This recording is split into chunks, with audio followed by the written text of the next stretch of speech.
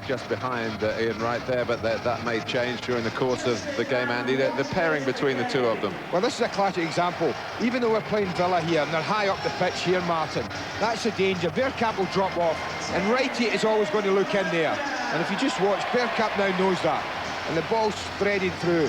Now, that should be a warning to Everton today, who will, in a moment, we'll see they're going in with a slightly different system again. Again, look at Righty.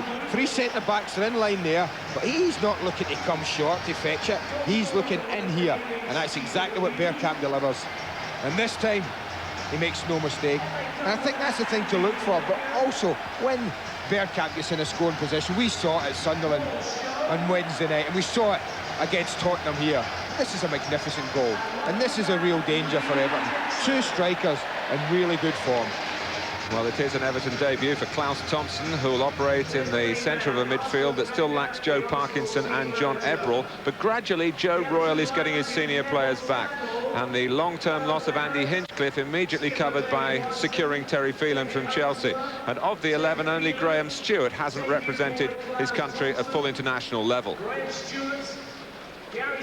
Well, I think this is a better-looking Everton side. These are the 2 areas I talked about. Kanchelskis and Phelan, great pace there. It is important that Thompson, I think we all think he will hold in that area. Whether he gets around Bergkamp, whether he gets around Merson, the choice is an unenviable one. But I think from there, what they have got, they've got Bambi, who I think will get forward. I think Stewart will get licence to get forward. Speed will have licence to get forward. All of them, I think, can at times go past Ferguson, looking for the flick on. But it's a matter of concentration for these 3, because they know playing against Righty, if they give him half a chance, that could be it. In developing Highbury, Arsenal have maintained the architectural dignity, if you like, of this famous old stadium. And behind these stands, there are excellent state-of-the-art facilities with entertainment like live bands helping pass the waiting time. The supporters are happy, and it's a strange mix, if you like, at the club. The outward image of footballers behaving badly, certainly on the pitch with the rash of red cards and bookings, but insiders will tell you that under Arsene Wenger's cool control, the dressing room has never been happier. But what about your old club, Andy? I think a testing times for Joe. We all thought halfway, just as the season started, we got into it, Martin, that they might well push now and be contesting the championship round about this time. The opposite's happened. They've had a really big dip in form. I think they have had problems. Joe Royle has had problems with injuries, etc. But as I said, this looks a better balanced side that Everton put out today. And I think this is a good test, a good barometer of just where they stand.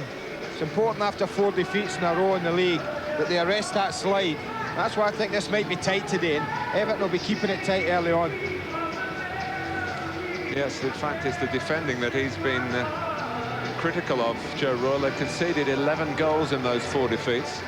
And we've got to get back to defending properly, has been the message coming out of the Everton training camp over the past few days. And I don't think that necessarily is a criticism, Martin, of just the defensive unit. When Joe arrived at the club, the whole team defended when they lost the ball. And I think perhaps that's where he needs to get back, is that the whole team, starting at Duncanson, Ferguson, when they lose the ball, then Ferguson starts it. And the midfield defend and protect your back line. And then the back line protect Neville Southall as much as possible. If they can get back to that, they've certainly got potential to score in great chances.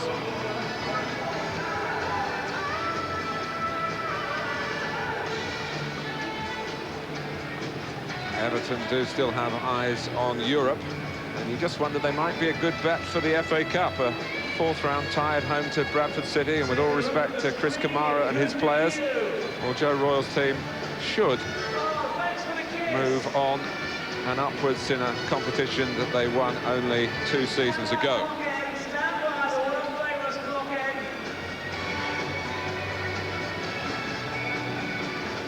Arsenal were very pleased with their second half showing at Sunderland, which also impressed Joe Royle, who was at Roker on Wednesday night.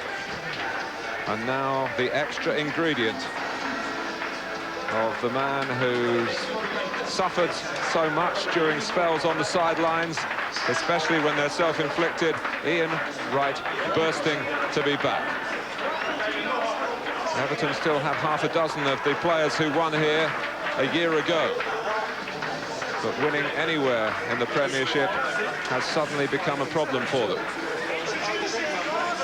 It is a crucial time in the season for both clubs. Arsenal with Manchester United and Liverpool still to come here to Highbury. They need to keep in contention. Everton hoping for a happy anniversary at Highbury. It's live for you after the break.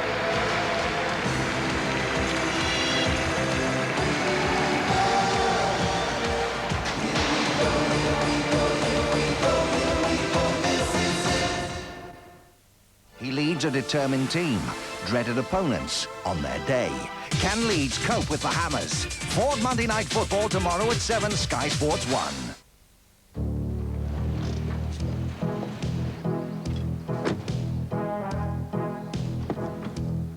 Look, Rob, I know you appreciate a beautifully put-together body, but, is this the right moment?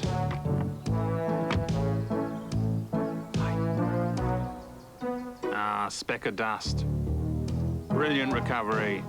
Thank you. The new Renault Megane. It talks your language.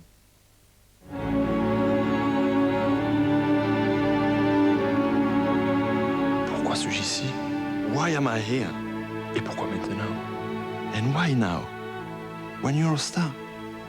As so many other trains I could have chosen today.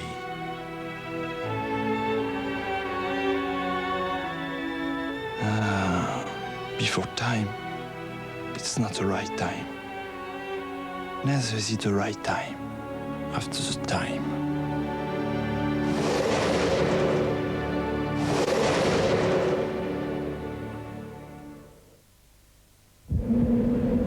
Every day, millions of people are saving for the future.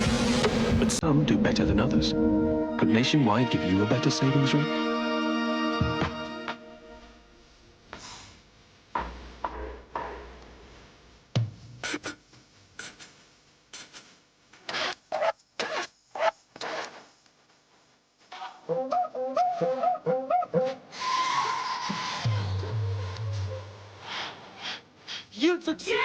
Well, could you get a better savings rate? Take the Nationwide Savings Challenge and find out. Chris, never believe it. Don't tell me. I'm still in Belfast. Still in Inverness. Fishguard. Redruth. Bridlington. Somewhere down south. Chris, I'm in Scarborough. Hold on. We live in Scarborough. I know! No one covers more of the UK population than Cellnet. We let people who can't be together talk. England may have reached a low in international cricket. And I'm disappointed and upset, and so are the players. But they refuse to get the blues. You've got to have confidence in yourselves. Now they move on to face the spirited New Zealanders. It's a Herculean job that Atherton's got to lift this side now. Work hard to put things right. We go to New Zealand, we will regroup, we'll replan and come again with confidence. Ford Explorer International Cricket starts Thursday night at 9:30 live on Sky Sports 1. Sky Sports with Ford takes you to the heart of the action. Arsenal versus Everton, live.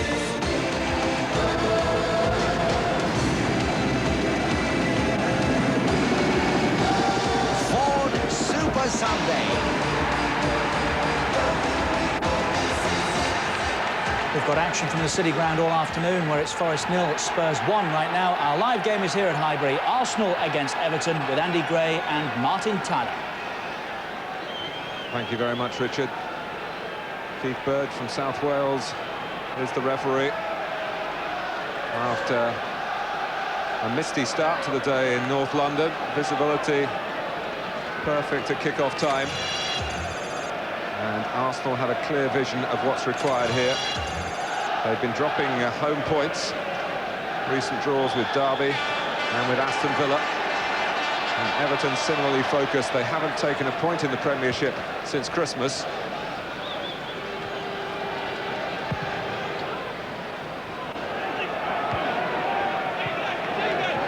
Carries speed, trying to keep it in play. He's done that. Martin Keown, back to David Seaman, playing a Premiership game on this ground for the first time since October, and protected under that yellow jersey by an item of equipment that's been modelled on what jump jockeys wear to make sure that those damaged ribs hurt against Manchester United in their collision with Solskjaer. But they're properly saved from any further problems.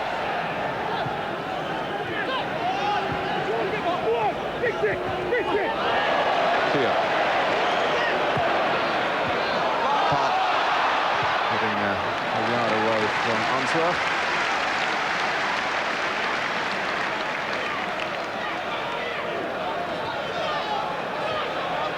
Vieira with a yard or two of space, trying to thread it through for Bergkamp. He's done that, he's kept it in play, and Dave Watson dealt with a cutback, but wonders perhaps quite how Bergkamp managed to get that amount of room. Because a great ball from Vieira, Martin, simple as that. I think I'd be disappointed he didn't get under this. If he'd have dug that one out and missed out Dave Watson, that would have posed a problem. So the first corner of the game goes to the side that's third in the table. Taken by Winterburn. Ferguson got his head to it, and Merson trying to power it back. Well, a little ball to Winterburn would have been the best option, you feel there. He'd taken the corner, Winterburn was still available and plenty of space. Wasn't the best clearing header from Doug to Ferguson. Again, though, look at the three big boys. So often we see one of them in the near post. Yet again, they don't put anyone there. Look at Winterburn at the bottom of the screen. Wide open for it just to be laid back to him.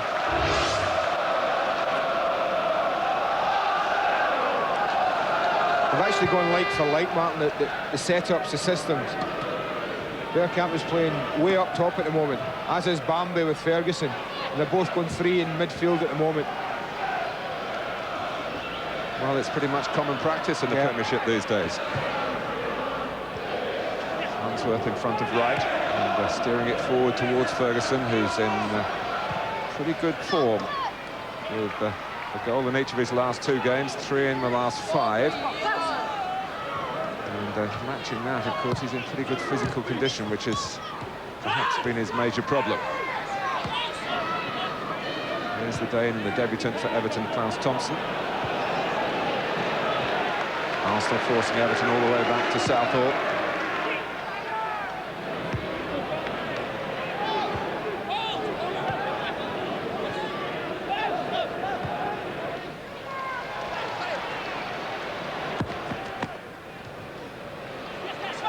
Seven is Graham Stewart.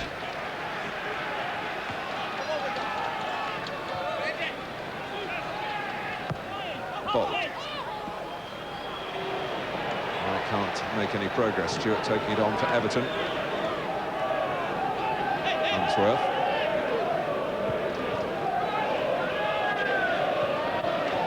Thompson, who had a season in the Premiership with Ipswich. Was expecting to leave Ipswich at the end of the season, and then is living elsewhere in Europe until Everton stepped in. It's a very good move for the player, and Joe Royle will hope for the club. Merson. Thompson getting the tackle in. That's his job, Mark. You feel sure of it. Gary Speed had gone forward and joined both Ferguson and Bambi way up top. But when it broke down quickly, I think that's Thompson's job. He'll be in there to get it and give it if he can, but it'll be defensively more than anything today, you feel. And he was dispossessed by Vieira. So Ian Wright is back. Won't be welcomed back by Evertonians. He's never failed to score in Arsenal colours against Everton. But last January, his effort was not enough. Everton hit back with Graham Stewart and Andrei Kanchelskis, both on duty again today.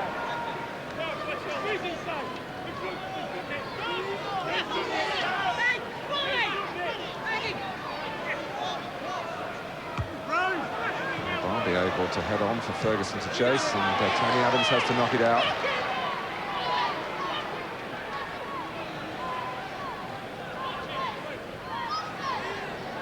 Joe Royle certainly hasn't lost faith in his squad. He's been concerned about getting his more experienced players out on the pitch. And there's certainly that look about the team that he's brought here to Highbury today. And Stewart, just slip it forward for Kanchelskis. Lovely pirouette from Bergkamp. Winterburn. Now David Platt. Right in the centre. Bergkamp, who started the attack, going on to try and round it off, and Arsenal complaining, certainly the fans complaining about Stewart's challenge, but not too much from the players. I certainly thought he got eased out here. It's a very confident run, and he just gets eased out. Left arm of Graham Stewart certainly goes across Dennis Bergkamp.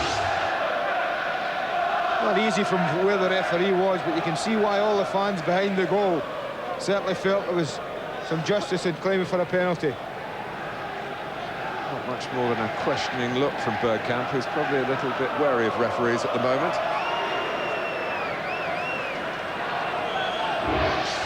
Well, we can take you up to Nottingham, and an equaliser for Nottingham Forest from Brian Roy. Andy Sinton had given Tottenham a very early lead in that match, which kicked off at 3 o'clock.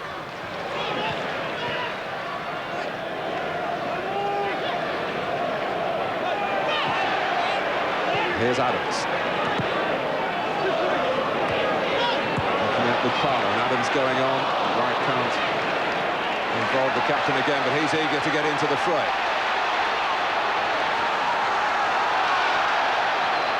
Adams is still there. The shot came from Merson, and it was swallowed up by Southall. Well, there was no room for a mistake from Neville Southall. The ball just skipped in front of him, just bounced just in front of him, and with David Platt just lurking around for anything that the goalkeeper might spill, it was important that he held it. But Ian Wright's first real involvement, tricked his way in, 1-2 between him and Adams. It's hit crisply enough, but look at that, Platt, anything spills, David Platt's knocking it in. Platt hooking it forward. Need to look around for Unsworth. And Merson closed him down. And then the Everton man was back to Southall. Unsworth again. Flag was up against Ferguson.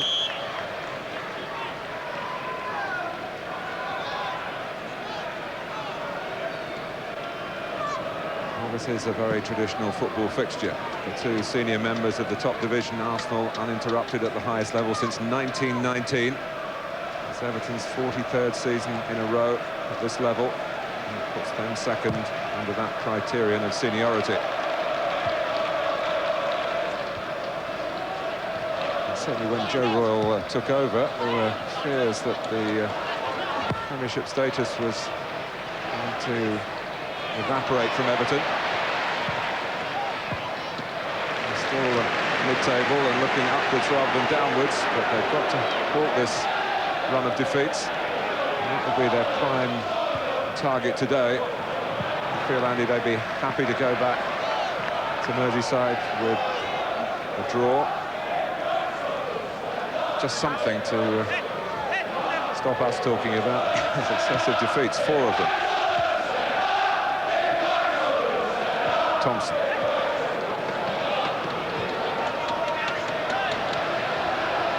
When you look around the side, there's plenty of attacking quality. Kanchelskis, Ferguson, Nicky Barmby.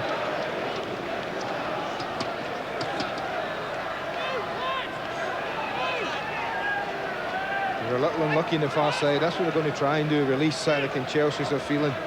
In a 1-against-1 situation. The ball played to Kanchelskis, just a little bit long. Well, a lot of important duels today. Kanchelskis and Winterburn is one of them, and it's in operation here. Barmby, and he mishit it, but it almost came into the path of Terry Phelan. That's exactly what I spoke about before the game. They'll try and get Kanchelskis 1v1.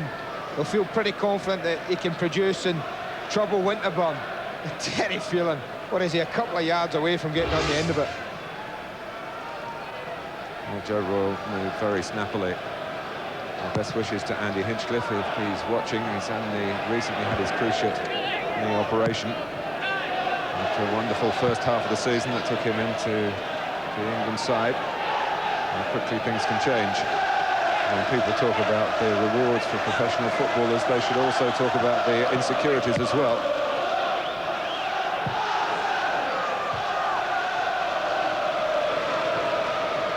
David Seaman, from the England point of view, should be available for selection. With Italy at Wembley just round the corner. Keogh. Well, that's the kind of ball that don't want to be delivered to Ian Wright. You see Dave Watson and company just gobbling them up. Phelan waving one or two forward. Good climb by Keogh, of course, came back to Arsenal from Everton. Bit of push and shove there between Unsworth at right, and Keith Burge has decided that Wright was to blame. Well, you can see what Wright is trying to do again, running in between people. It looks 6 of one, half a dozen the other, I have to be honest. I think he's a little unlucky in Wright. Didn't seem to do an awful lot wrong there. A lot less there than was done to Dennis Bergkamp in the area a few moments ago. It's easier to give those sort of decisions outside that 18-yard box. Something we said on Wednesday, wasn't it? There was a couple of handballs that were under our scrutiny. And it was a long trip for Arsenal, a successful one. Whether the raising of the spirits, particularly with that second half showing, will be balanced out by tiring of the body. They stayed up overnight, which was a change of their plan. They actually trained in the northeast on Thursday morning before coming back to London. They're part of Arsene Wenger's way of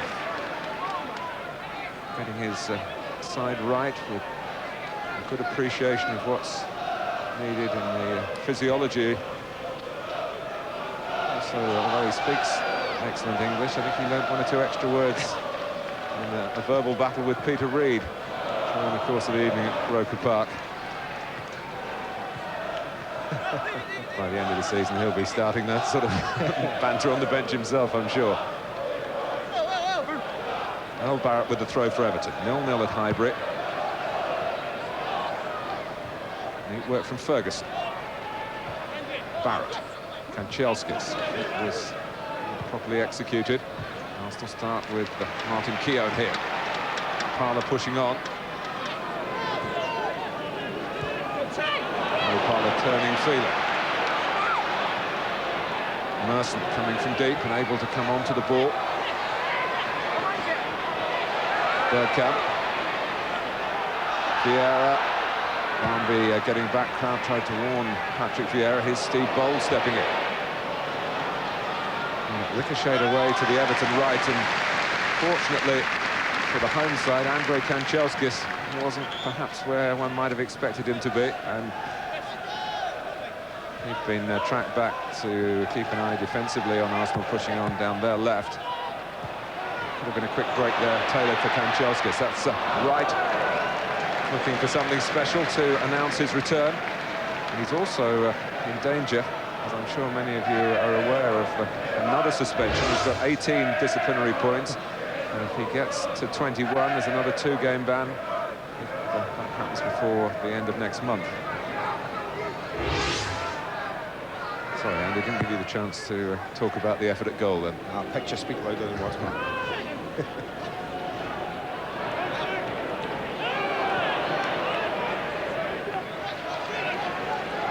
Keogh.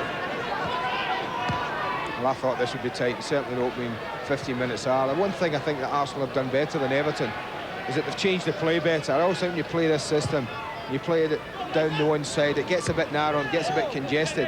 What Arsenal have done well, they've actually changed the play quite well. Whereas I think Everton, when they've decided to go left, it stayed left. If we've gone right, it stayed right. I just think they've got to put a little bit more of emphasis on changing the play. But that sort of thing opens it up slightly if you can manage to change the play. Vieira. And there's Kanchelskis using his speed to defend. It's almost a bit too much pace on the back pass as well, but Southall reacted. That's a little example of why Nigel Winterburn wants to be running him that way and not chasing Kanchelskis the other way. The pace that he showed there. Vieira. Right. Tight for Arsenal. Congesting the midfield. And a simple header for Dave Watson. Speed. As brought down, Keith Burge was a yard away. Foul by Vieira, who still learning the timing of his tackles at the pace that the game is played in this country.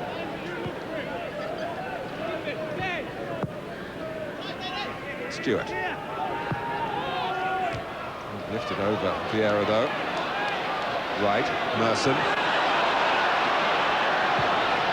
Switching the play for Ian Wright to take first time. That's almost a souvenir for the Prime Minister who's watching from that part of the ground.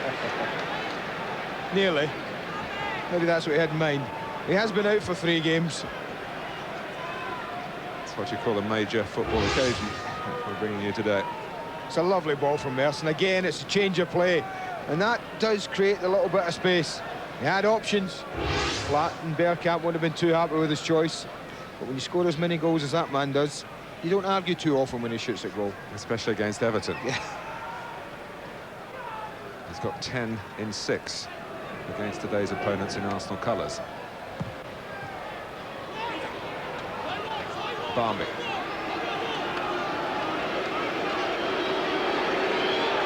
Looking for speed. Who just stayed onside had the pass got through. Now Barrett. And again, and Keith Burge, I think, was just waiting to see whether there was any advantage on the incident on the far side when Kanchelskis was brought down by Winterburn. And as the referees are now entitled to do a new interpretation this season, just give themselves time to look and assess. Everton get the free kick. And with Duncan Ferguson, any sort of supply, even against the likes of Adams, Bold and Keown, could be a real danger to Arsenal here. There is Ferguson. And Vieira making sure that a second header didn't come from an Everton player. Dave Watson was trying to read where Ferguson's header was going to drop. They're quite big at the back, Arsenal. We always talk about them, but Everton themselves, Matt, when they certainly send Unsworth up, with Watson up, we all know about Gary Speed's great ability to spring. You put that alongside Duncan Ferguson, that's a pretty potent threat. Well, I would venture to suggest that no one can jump as high as Ferguson with his height. So you've either got to just muscle him out of the way or try and make sure he can't get a header in that really matters.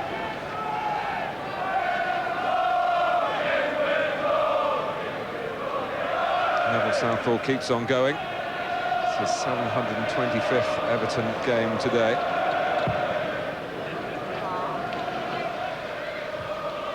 Drops beyond Adams, Bold having to stretch in.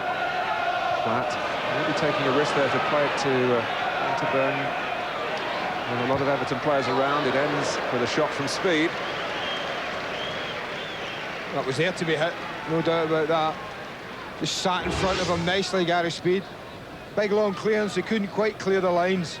But that's there to be hit, he's got a clear shot, no one really pressing him.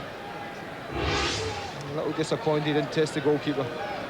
Gary Speed, who has a championship medal with Leeds. The last season before the Premier League was brought in. And of course, as Arsenal look for a Premiership title, they can call on their Division 1 winning experience of the likes of Adams and Bold and Winterburn and Merson. Here's Powell.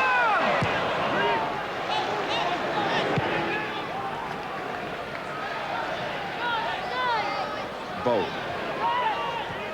Now Bergkamp.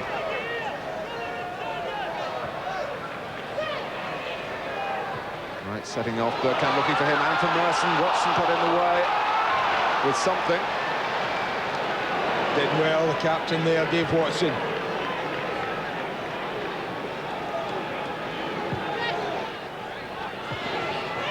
Good header by Parler to Bergkamp, 2 to his left. Merson, can he go on again? Merson goes for goal! And Southall really at full stretch. Well, I thought that was over him. 38 years of age he might be, but what great spring he showed here. Best piece of football we've played, Arsenal. Work it really well. Wright's just a decoy this time.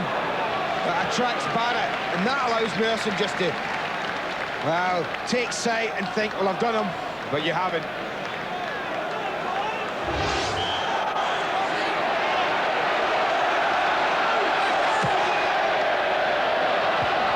Watson's header. And he goes to Bergkamp, who gets round Unsworth. Watson's there again.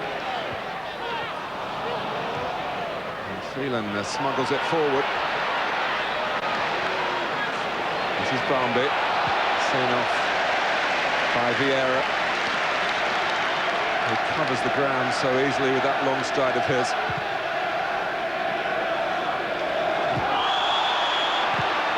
Much doubt that was a shove by Unsworth. You just get a feeling the home side need to lift the tempo of the game a little bit. I think Everton, up till that last couple of minutes in this match, were pretty comfortable. They'd have been happy the way the game was being played, the pace at what it's been played. You just feel it's up to Arsenal as a home side just to up the tempo a little bit. Anderson driving it in, trying to roll it on, really. Back from Winterburn. A huge throw from Southall.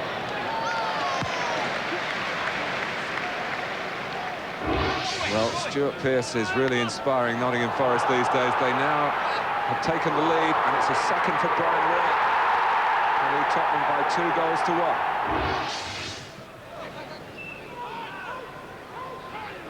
1. Stewart.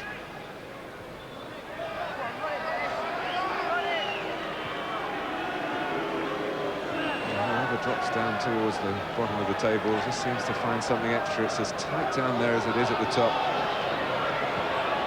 Middlesbrough winning yesterday, Southampton with that great recovery to spoil Kenny Dalglish's day at the Dell. Phelan.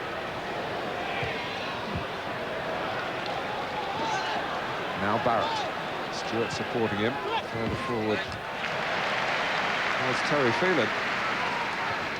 Certainly strayed from his starting base in this game, and here he is on the ball again. Thompson. The space really that Phelan has vacated that Unsworth now moves into.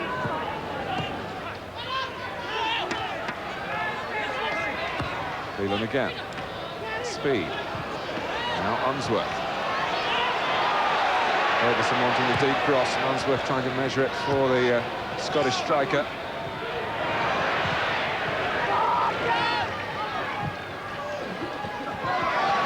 Working hard to keep it in. He has disappeared into the crowd, making contact with his public.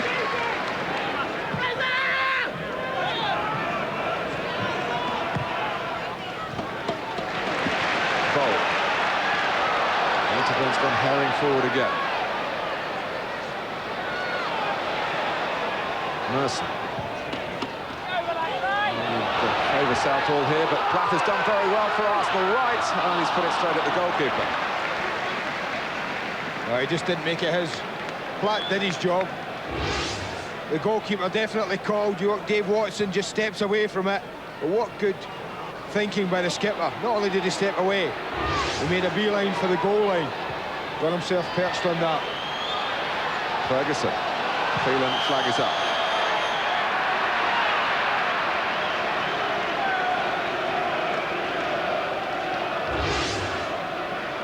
A little unlucky. This is what we'll be expecting. I'm not so sure he is. In fact, he's not. Well, certainly Nicky Barmby shouldn't get flagged offside in that initial move. That's a certainty. Well, Arsenal with this unbeaten home record in the Premiership. It goes back 18 games to Everton's last visit.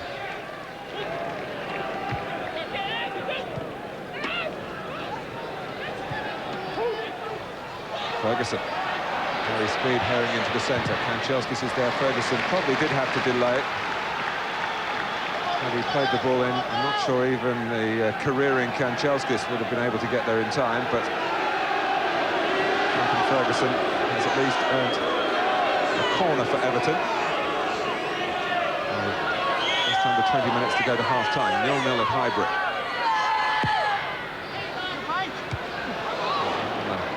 Seaman was a little uncertain then. Well, he's under pressure from Watson. Steve Watson's right on top of the goalkeeper here. He's very, very fortunate. That could have gone anywhere. Barmby had taken that corner and he goes across to the other side, hence the little delay. Watson right in by the goalkeeper again. Ferguson coming from deep, Gary Speed as well. It's Ferguson's ball. Away by Parler, a glancing touch from Bergkamp. Merson taking it at pace and with great control as well. Just forcing Bergkamp wide, and Everton with an extra second or two to regroup. Platt for Wright.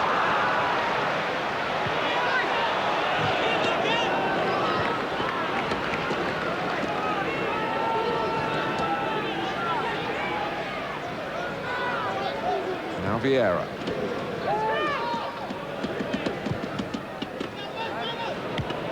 Freeland coming in. Good control from Ferguson. 4 forward for Everton. Kanchelskis. Everton winning that particular battle at the moment. Barrett. He tries to go outside the Arsenal number 3.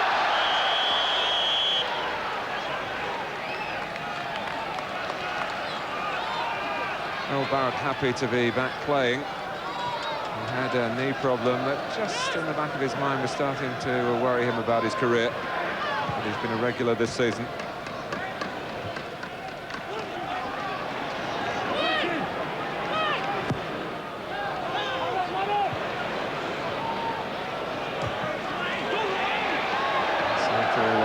Lining it up, and it drops well for Ferguson. Lovely take, wasn't it? Came from a great height, but he killed it instantly. Unsworth. We're talking about the battle in the lower half of the table, and we'll be focusing on that. Monday night football from Upton Park. West Ham United against Leeds United.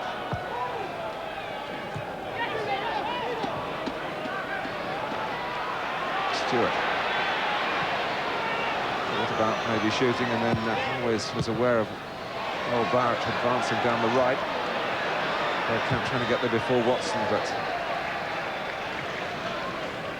there's a little example of the most important ball, I think, in football. That's the ball delivered into the box. Lovely football from Everton, up to the front man, back. He switched the play really well, got Barrett in. And just when you wanted the ball to be good, it was the poorest ball in the move. Adams directing the traffic. And Merson, who's playing his 100th successive game for Arsenal, which is a terrific effort. He won't be given a medal for it, but after his much publicised problems, he's shown great grit and determination, not just to get back playing, but to perform with so much verve and obvious enjoyment about the way he's earning his living. And a splendid time at Roker Park on Wednesday night, although Dennis Bergkamp's goal really stole the show. And it's looking like it might just take something like that to open this game up. What do you think Everton, between Christmas '95 and Christmas '96, lost only 7 Premiership games? It's something of a surprise to meet them here with 4 successive defeats just behind them. Unsworth. That's Barmby. I'll tell you what, that's a late flag as well. But the flag went up.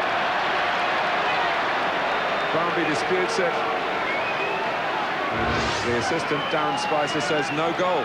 Don't know if we'll see the lines with flag. It doesn't go up right away. He's not offside. You can see that quite clearly. There's no way Nicky Bambi's offside. The flag went up really late. As soon as Ferguson had the attempted shot, had a little look, the flag wasn't up. And just as Bambi was striking it, it went up.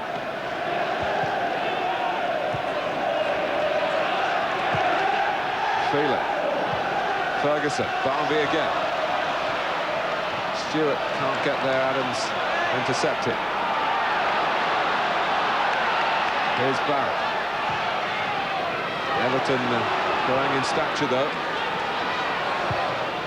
Stewart's cross and it ran on to Seaman beyond Adams' lunge. Might have been a good call, Martin, from the goalkeeper to help the centre-back. Arsenal having to do everything at really top pace, and of course that makes it less likely to come off. Everton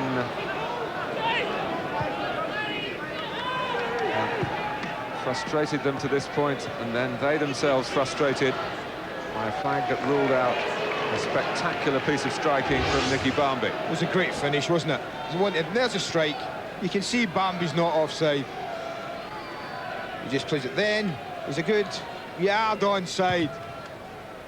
What a wonderful strike. The way he adjusted his body and got such power and accuracy into the shot. Speed. But Everton not feeling sorry for themselves. They're looking for a goal to count, and but for Seaman, Ferguson might have had it. Well, because it was on the inside right area, he was always going to try and feed that with his left foot wide of the goalkeeper. He's got options right and left. Nicky Bambi opts for Ferguson. It's a good height for David Seaman, but he has to make a very good save. That was nestling in the bottom corner. Really good spell in the game for the away side.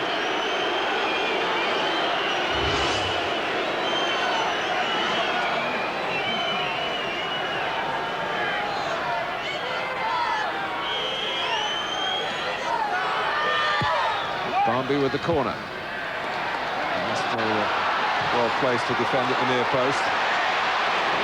Bergkamp.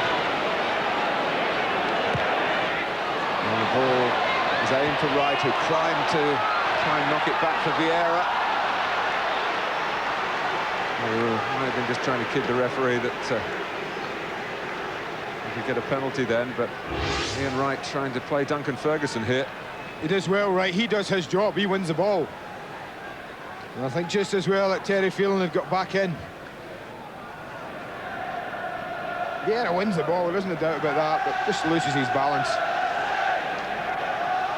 Just loses his balance? Well, all right then. I'm giving him the benefit of the doubt.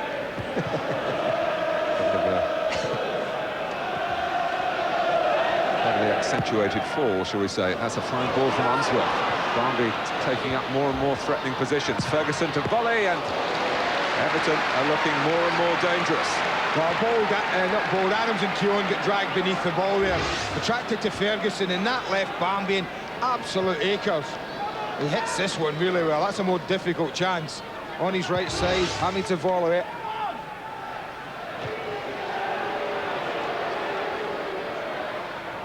Speed. More control play from Everton here. Bambi letting it run.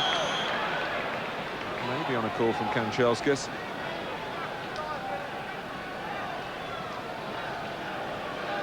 Arsenal have only one win in their last 6 in the Premiership. That was here against Middlesbrough on New Year's Day.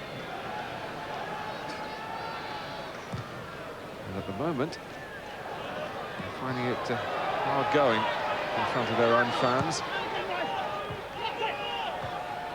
Everton belying their poor recent record. Here's Keown. Vieira, but Bambi is there to ease it forward. And, not quite get the ball as it rolled loose off Keown. Unsworth is there to defend. And then Watson. I thought the foot was a bit high. Well, it might have been in Italy, but certainly not in this country. But in praising Everton for the way they've started to put their football together, we shouldn't forget Neville Southall's part in that with the save from Merson, but for which his team would have been in trouble.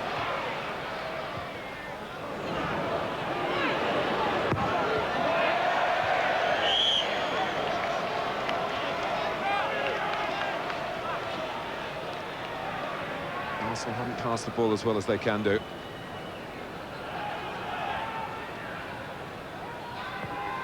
Sometimes you can only pass as well as the other team lets you as well, Mark. And I think Everton have done quite well in pressing and making life difficult for them. Well, Bergkamp once involved himself in the action there, was obviously offside.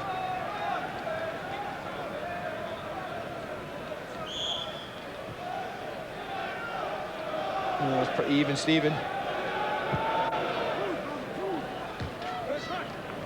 Done it over the last 15 minutes, yeah. It would have been accentuated Everton's way. Barrett and Chelskis.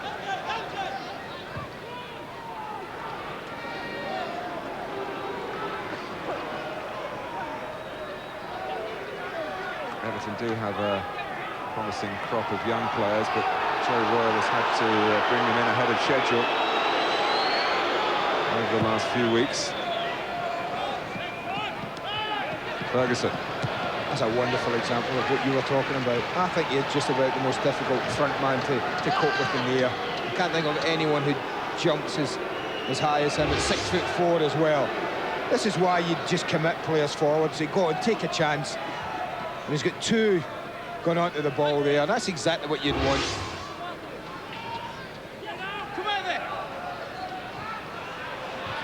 Chelskis. Was that a shot? We've seen him shoot from every conceivable angle. Of course it was. Does he do anything else other than shoot? For a wide man. It's not often he crosses the ball, does it? And Andrei Chelskis, his goal record tells us he just loves scoring goals. I don't think he had many options, Martin. He was being squeezed and pressed. It wasn't far away, I have to say. There has been a feeling up on Merseyside that Chelskis has been a bit distracted by some talk of interest from an Italian club. It was a mistake by Unsworth. Bergkamp was kept at bay by Barrett initially, and he ends up on the deck. Keith Burge has a good look. Stewart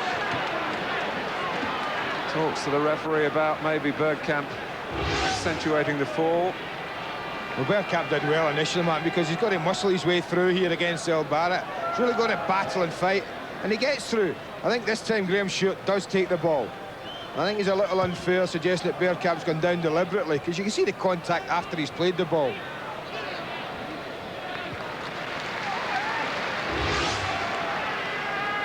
Well, Graham Stewart is an attack-minded player, often used up front, who's one of three in central midfield for Everton today. Gary Speed is also a goal threat from that position. Oh, hesitation. And Wright, who wasn't hesitating,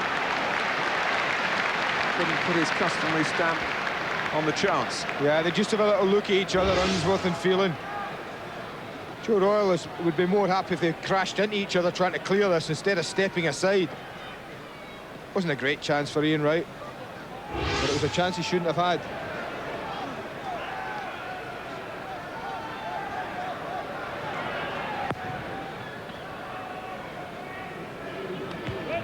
Wins a header against Ferguson.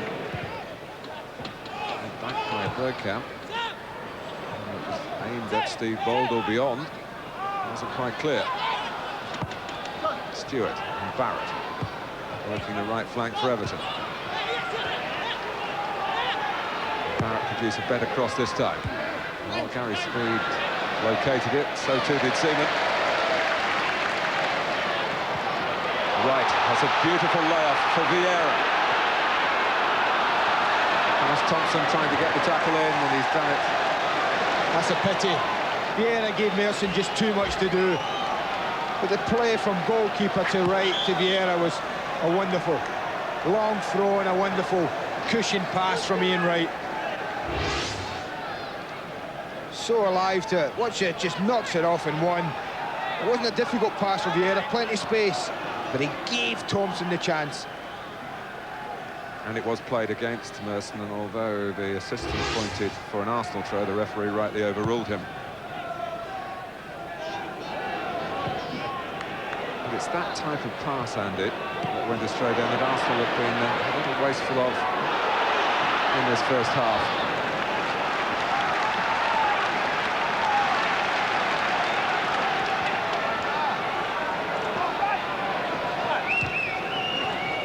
Parla.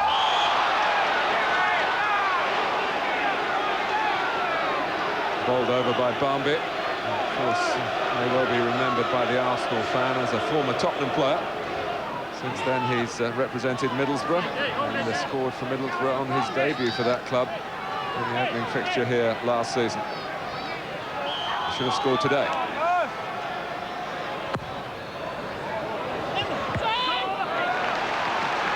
Well, Dave Watson wasn't to know what was behind him. Needed a bit of help from somebody who was, because they were all blue shirts.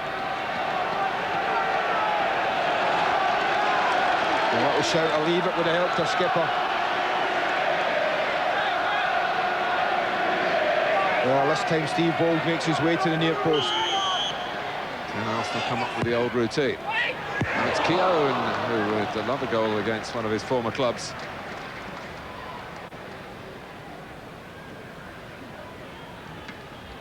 Yeah, Duncan Ferguson, just a little slack on Martin Keown here. At that near post area, just allows him to sneak in front of him. Yes, it was a typical forwards reaction in his own penalty area, wasn't it? It's so strange. He'll go in for everything with great confidence at one end. And maybe just be slightly off the pace at the other. That's why he's a striker and not a centre-back. Here's Barmby. Stewart.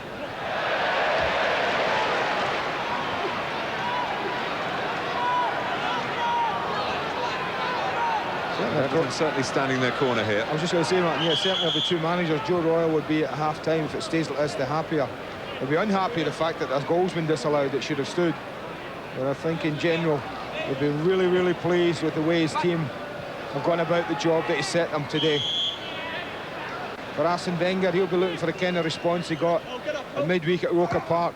A far better second-half performance than they've given in the first. Right.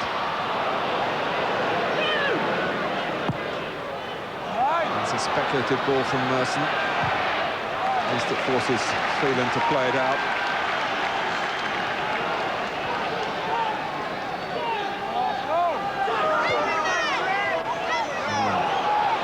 And Merson almost confusing each other. Adams. Right. And drop it beyond Phelan, who was well positioned. Bergkamp read the direction of the header. Unsworth tussling with Parla. Throw given to Everton. David Unsworth, who was called up and played for England in the Umbro Cup, getting on for a couple of years ago.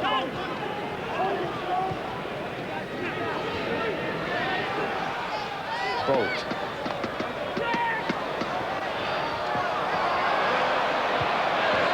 Powerful run, ball bounced off Barrett for Wright, who was trying to tee up Merson but was nowhere near finding him, and at speed for Everton.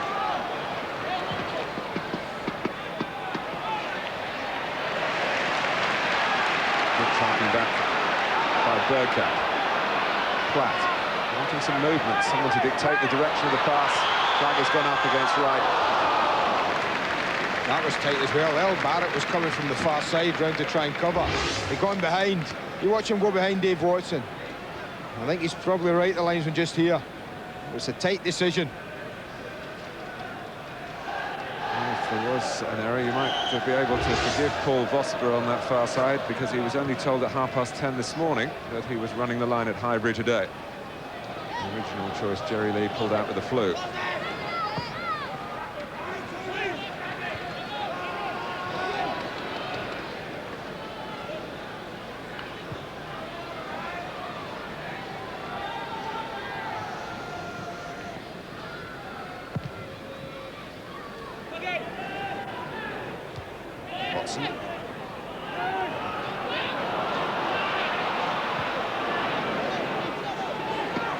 Speed.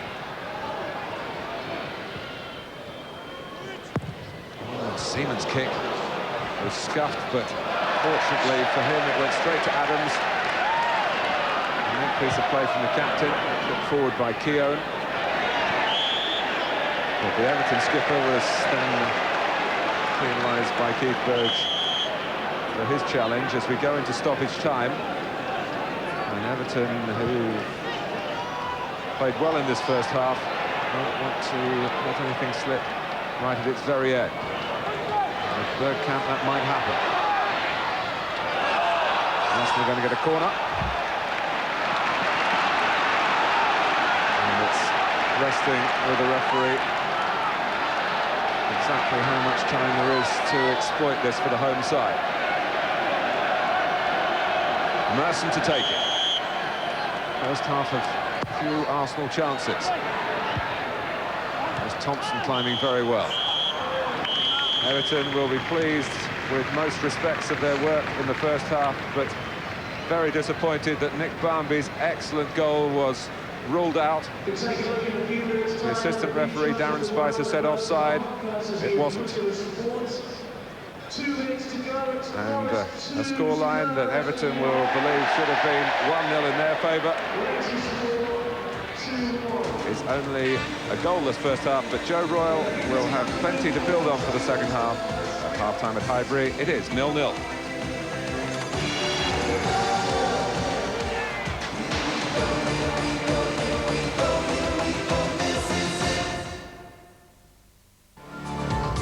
Nassim, Johnson, Collins, Reed,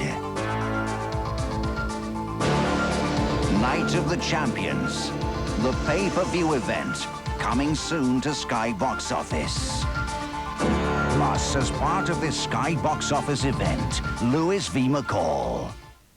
Sky subscribers can see Night of the Champions exclusively live by calling the automated ordering number on 0990 800 800. Book early to receive a £5 discount. Cable viewers contact your local operator.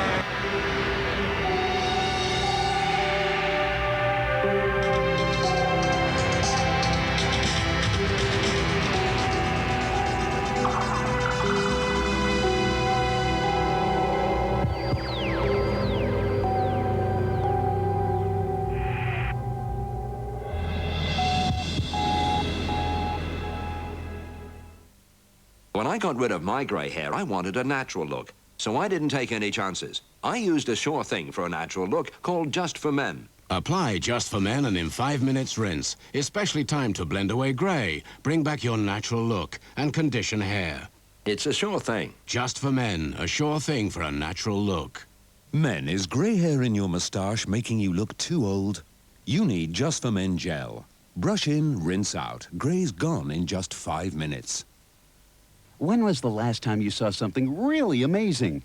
That's amazing? That is amazing. Definitely amazing. Flexon, the most flexible metal frame you've ever seen. The most comfortable frame you've ever worn. Flexon by Marchand. You must admire Albarn. Oh, Albarn has completely taken the music business apart. But if he tried to take my hula hoops apart and reduce their form of incarnation to a mere blur, I should say, oi, Albarn, no! You baby-faced mischief maker! Get back to your big house! Your very big ass! In the country! Hula hoops are round, they're staying round, and they'll be around forever!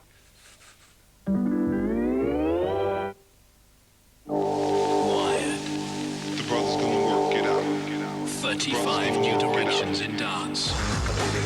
From fluke, left field, and orbital.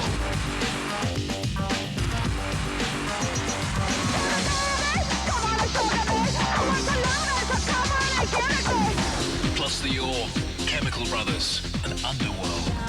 Get wired now on double CD and cassette. Satan! Satan! Satan! Satan!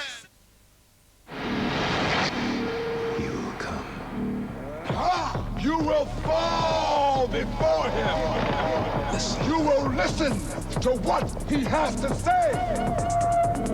He will not be defeated. Listen, America. You're too late. He's already here. He is here.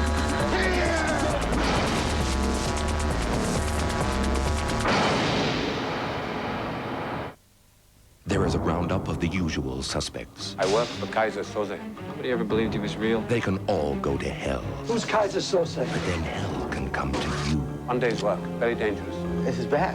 They got all the angles covered. There's nothing that can't be done. But some questions have got no answers. There is no Kaiser Soze. Gabriel Byrne. How do you shoot the devil in the back? Kevin Spacey. What if you miss?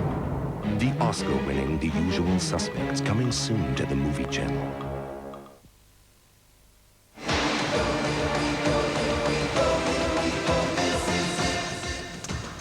Coming up on Sky Sports 2 tonight at 6:30, Real Betis against Bobby Robson's Barcelona. Beaten at home on Monday by the second bottom club. They're going against Betis now, who are currently fourth. That's quite a game coming up tonight at 6:30 on Sky Sports 2. Right now it's Highbury on a Super Sunday. Arsenal 0, Everton 0 at half-time.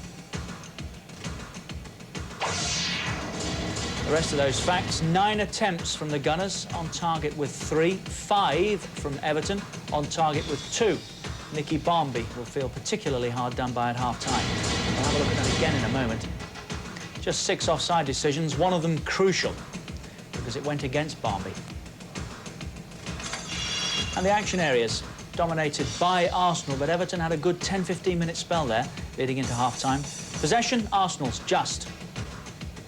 So no goals here at Highbury, but there were at the City Ground this afternoon when Nottingham Forest went in against the other half of North London, Spurs. And what a great start Tottenham had as well. They were a goal to the good after just 2 minutes. Andy Sinton, the goal scorer. Shortly after that, keep your eyes on Ramon Vega there, just to the left of the screen. There. No, didn't touch him. Just threw a punch that... Here we go again. Oh, you can't do that. That was a red card. Ramon Vega off before half-time. He'd been booked. There's a second. Was it second yellow? Yes, it was. And there's the red. So he had to go. Spurs still 1 up at this time. But that gave Forest a real lift into the second half here now. When, well, Brian Roy was claiming the goal. That made it 1-1. Pearce-inspired Forest fight back. How many times have we said that? And Roy got Forest second as well. So 2-1 to Nottingham Forest at the City Ground. And that lifts them out of the bottom 3 for the first time in 3 months. West Ham drop in there, and of course they're the hosts tomorrow night on the Monday Night Football against Leeds United. We're with John Hartson and Vinnie Jones here. No goals at half-time, John, but will Arsenal be a little relieved, perhaps, that Barmby's goal didn't count? Yeah, we've got to be really, you know, you can see from here, we watched it again. And I mean, your first reaction, actually, from this angle was onside, wasn't it? Yeah, I thought so straight away, and it's a great finish, but the Everton lads got to feel a bit hard done by there. Terrific finish once he had the opportunity. We've seen it once or twice with Andy. He was definitely onside. Here we go again. There's the touch, onside. It's not even a close one for me. He's way onside there. And what about the finish as well? Great finish. Keeper's got no chance. And just to confirm it, we've put it through our computer. So no doubts now. But it's particularly irritating, Vinny, isn't it? When even if he was level, the advantage is supposed to go with a forward. How many of those have we seen recently? That's right, yeah. You'd rather, you know, you'd rather see the... well, you'd like to see the linesman take the initiative and, you know, sort of let the play go on a little bit and see how it results. I mean, you know, people's lives he's affecting there, isn't it? You know, and their livings. You know, they've got to be better. Something's got to be, you know, something's got to be done. Have Everton surprised you? Yeah, they've started well. They've done well. Watson's done well at the back. I just think that Wrighty, he's just waiting for a little chance to score. You know, he's had 3 or 4 half chances. He's had 3 or 4 half chances, yeah. And I think Barmby's been lively and Ferguson's been doing well in the air. And what would you expect from the Gunners' second half? Is this typical of what's been happening here at Highbury? Yeah, it is, you know, it's just getting that vital chance and that breakthrough, really. As Vinny said, you know, Wrighty's waiting for a chance, and been close a few times, we've had a couple of efforts. But, you know, I think the gaff will get the boys up for it and expect a little bit more second half and get a few more crosses in, you know. So goalless then at Highbury at half-time. Reminder that Forest beat Spurs by 2-1 to get themselves out of the bottom three. But here, we are awaiting the first goal. We'll be back with the whole of the second half live next.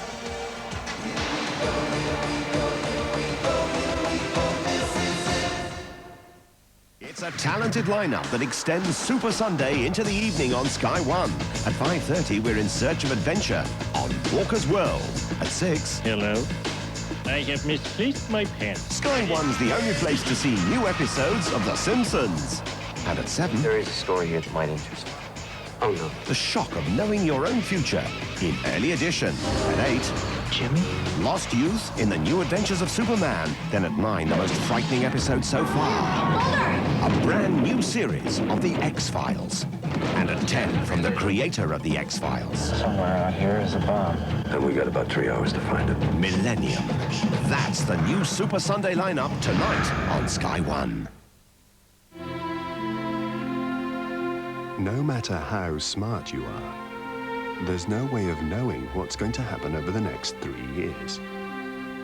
But if Daewoo carried out your servicing for 3 years with a courtesy car, and Daewoo provided 3 years total AA cover, and a 3-year comprehensive warranty, and 3 years insurance, all without costing a penny extra, now that would be smart. No headaches for the next 3 years? That'll be the Daewoo driver.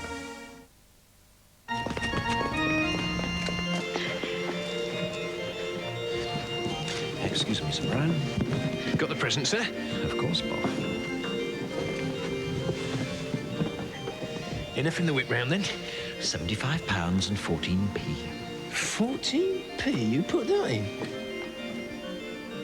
Don't suppose you bought it with your... With my Barclay card? Oh, yes, obviously. Boff, I had a manila envelope stuffed with cash, and so naturally, I used Barclay card. Well, it would have been insured against loss or damage.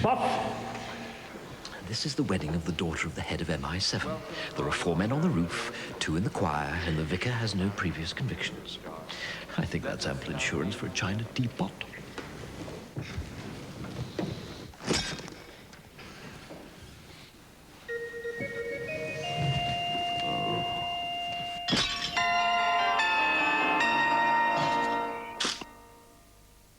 This overnight service from the UK really knocks me out.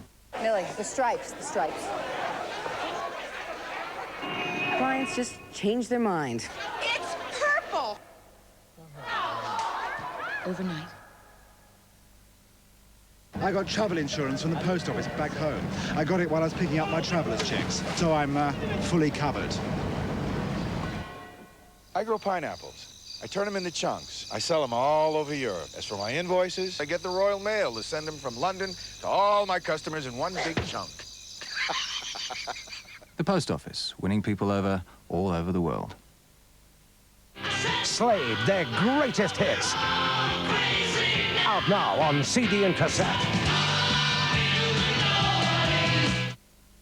As the UK's #1, Lun Poly give more discounts on more holidays than any other travel agent. Lun Poly, a better way to get away. February, the shortest month. That's not short on great sporting action. Cricket, England continue their tour of New Zealand. Snooker, the International Open. Golf, the Dubai Classic, the South African Open, and the South African PGA. Football, the season's first silverware gets closer with the first leg of both Coca-Cola Cup semi-finals. Table-topping Premiership action as Arsenal entertain Championship rivals Manchester United. What a smashing goal! The road to Wembley continues with the world's greatest knockout tournament. It's the 5th round of the FA Cup. And on the 12th, it's an Italian job for Glenn Hoddle's unbeaten England as they face the might of one of Europe's top sides in a crucial World Cup qualifier. Superb live sporting action for February on Sky Sports.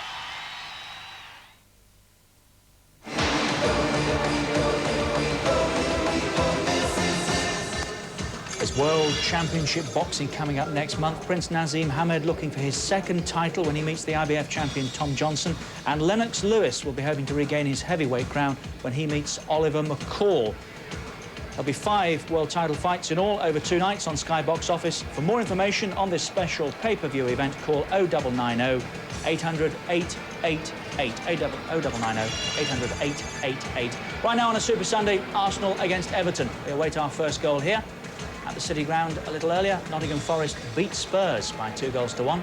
First time Tottenham have lost 3 in a row under Jerry Francis. And they could do with a win right now. But Forest are out of the bottom 3. West Ham go in there. They are the hosts tomorrow night on the Monday Night Football when they meet Leeds. Right now, here at Highbury, let's rejoin our match commentators Andy Gray and Martin Tyler. Well, Richard, Andy and I have been having the debate, the old chestnut, about whether technological aid should be used by officials to prevent the miscarriage of justice that we saw in the first half.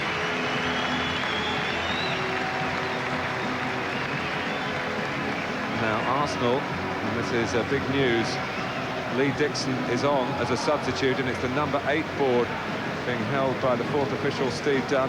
Ian Wright is not coming out for the second half.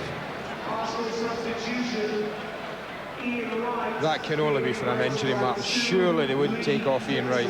Well, he had a calf strain earlier in the week. They were absolutely sure that it was OK for today, but maybe that will be what we will hear. We're obviously trying to get the details on that from Nick Collins straight away. So Dixon, who was actually hurt in a tackle with Peter Beardsley in Arsenal's win up at St James's Park a while back now. He returns to the fray. Everton return to the task of trying to end this run of 4 successive defeats. And offered enough in the first half to suggest that they could repeat what they achieved here last January and beat Arsenal at Highbury. Yeah, Lee Dixon's just gone into his usual position, that right-hand side. Ray Parlour into central midfield area, and Paul Merson and Dennis Bergkamp playing up top. As they did successfully at Sunderland.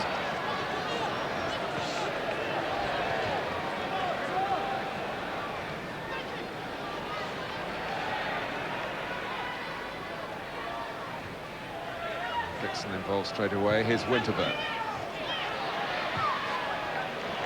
That's from Bergkamp. Merson pursuing it right to the byline itself. He's making Everton work at the back, and Arsenal get a throw.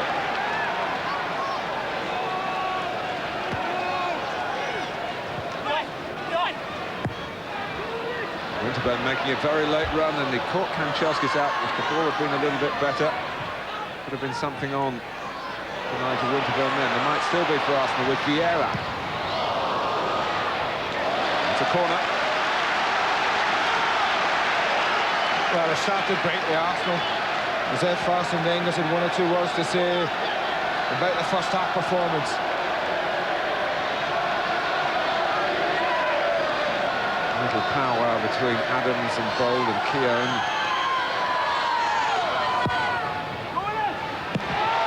Is it going to be muddled in here? Platt is there. Bergkamp. He thought he saw a handball. Barrett gets Everton out of trouble. Barmby. Winterburn, who is bursting his lungs to get forward a moment or 2 ago, still has to be on duty to curb that Kanchelskis threat.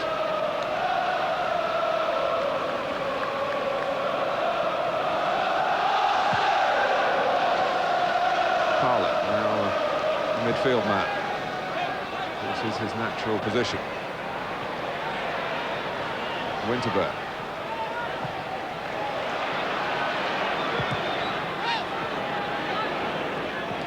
Stewart. Obstructed. I think it was a little unlucky, Patrick Vieira.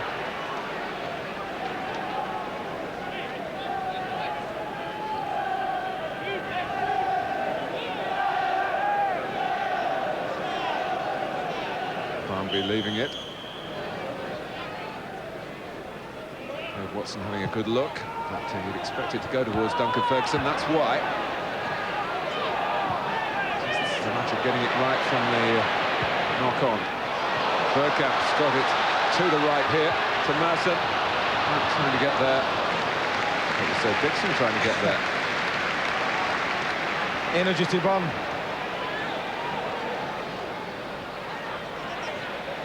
A little sloppy there. Yeah, feeling unsure on the way back. Parlour. Now Mercer. Bergkamp coming in, but Barrett had not really given him an area to move into. But reclaiming by Dennis Bergkamp, and then maybe a free shot goal here for Vieira. Well, they almost paid for that mistake in central midfield. A lovely break from Arsenal. Great fetching from Bergkamp. He's got an awful lot of space, Patrick Vieira. Look at him. Edge of the box. Watson tries to get to him. It's well wide, but it was struck really well. We've been waiting for a chance to bring in Nick Collins. Nick. Martin, Ian Wright's got a slight hamstring strain. That's the reason for the substitution. It happened about 2 minutes before half-time. Arsenal say it's not serious, but they don't want to risk making it worse. That's why he's not reappeared for the second half. Thanks, Nick. Ian Wright's misfortune is Lee Dixon's game.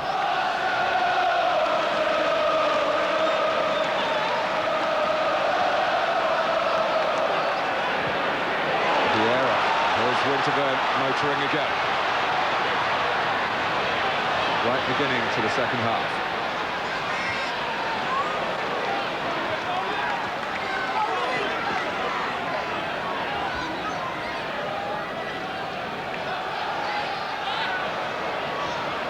Bergkamp.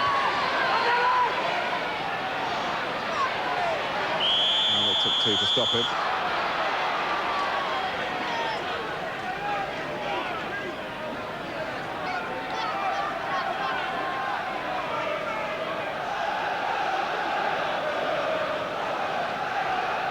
The one really difficult save so far for Neville Southall from Merson. A barometer about how well Everton have done collectively.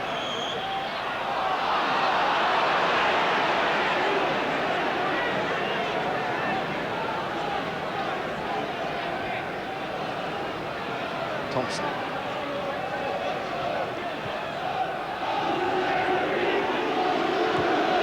Thompson is a very versatile performer, and from Denmark they saw him as a natural sweeper early in his career.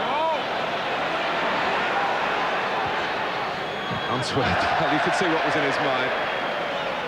Good ball. A bit too quickly for him. Nearly a good ball. Like, he really fizzed it at him, didn't he, Andrew Kanchelskis? It ended up as one of those Gascoigne type passes off the outside of the foot, but not quite with the same intent. But here's Platt. Bergkamp holding to stay onside, which he managed to do. Can he find the sort of angle that he did against Spurs here before Christmas? Not this time. One against Sunderland in midweek. This sort of area, looking for the far post, setting it out and trying to bend it back in. He wasn't looking for anything else. Wasn't looking for a teammate. He was just looking to just tuck this back in on his right foot, set it wide of the post and try and bend it back in. Didn't bend this time.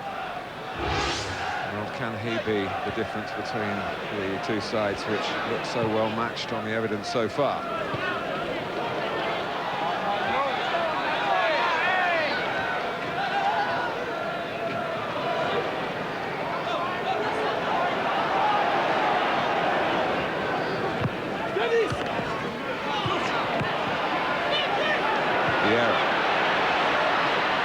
Two signs of Arsenal getting a quicker to the ball in the second half. Merson. Well, again, that travelled a long way. And David Platt was too far forward too soon. That's the way it was called. The ball did travel a long way. He's pulling at the back post, David Platt. Yet again, that's not offside. When this linesman likes the sight of his own flag, I'm pretty sure of that. We're debating the technology. It would only have taken a few seconds for an extra official to have indicated the legality of Nick Barmby's goal in the first half.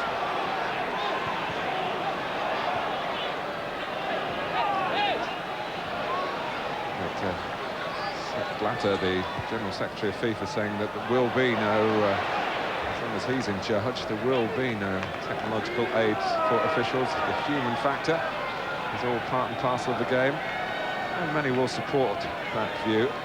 But you just have to feel for Nick Barmby and for Everton. Important time in their season. A goal that could have led to a crucial victory here after a poor run. Arsenal looking for the win for themselves. They've been the beneficiaries of the earlier incident. Merson. And Platter's got space. Vieira.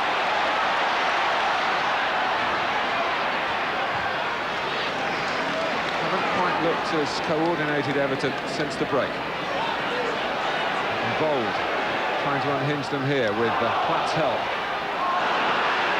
Dixon. Well, Bergkamp will reach this. Arsenal have the lead. 9 minutes into the second half. It's been hard work for them, but Bergkamp has broken through. Well, you can't say it's not been on the cards. They come out second half. They've upped the tempo of their game. They've dominated possession. They watch this for a finish. It's right borderline again, but Graham Stewart puts his hand up instead of going to close him down. And if you think that was an easy finish, he just made it look easy. That was a difficult finish.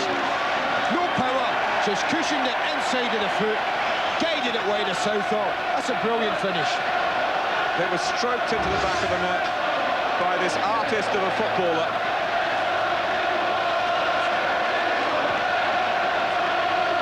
And Everton's sense of grievance from the first half will be increased. But the signs were there, Andy. Arsenal had picked up the pace of their play, and Everton had shown one or two indications of perhaps not being able to cope with it. Well, they gave it away, that move. They never really covered after El Barrett gave it away in this near side, really sloppily. Didn't recover the ball at all until Neville Southall took it out the net. But I think they've started, I think Everton have started slack and sloppily. They were too confident at the start of the second half. That's always a danger. But Arsenal have jumped at them from the whistle. Really started brightly. Well, Merson has forced this corner. And Everton have got to find something extra now. Their controlled team play in the first half, a thing of the past. They dropped their standards at the start of the second half. Already one goal down. Keown. Now Vieira. It's two. It flew in from Patrick Vieira. Well, he hit one 5 minutes ago with Venom with his right foot. But this one he strikes just as perfectly. Look at the hand up at the edge of the box. Always a good position. And when Everton don't quite close him down, well, that's past Neville Southall before he can move. It's the pace that beats the goalkeeper. It's as simple as that. It's right next to him, but it's past him before he can do anything. Well, one finish of stealth from Bergkamp, one of raw power from Vieira, and Arsene Wenger, who has been telling his players in the build-up to this game that a victory was absolutely imperative today. Well, they're in good shape now. 2 goals in 2 minutes and 2 seconds for Arsenal. And it's Bergkamp. Well, it could so easily have been 3. Credit Neville Southall, who stopped it being 3. And Everton are falling apart. Well, that was glowing football. Loved every bit of that. What a ball from Winterburn. But watch this as for a take. His first touch is absolutely magnificent. That's what creates a chance for him. Second one's out his feet. what an important save that might be. Even at 2-0, if they go 3, that's it. Heads are down, game's over. Showboat time for Arsenal. And this has happened since Ian Wright left the game. Not a one-man team. He might get left out.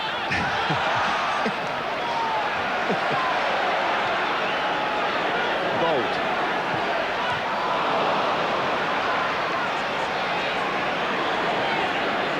Kanchelskis, they're going to look to the likes of him now, Everton.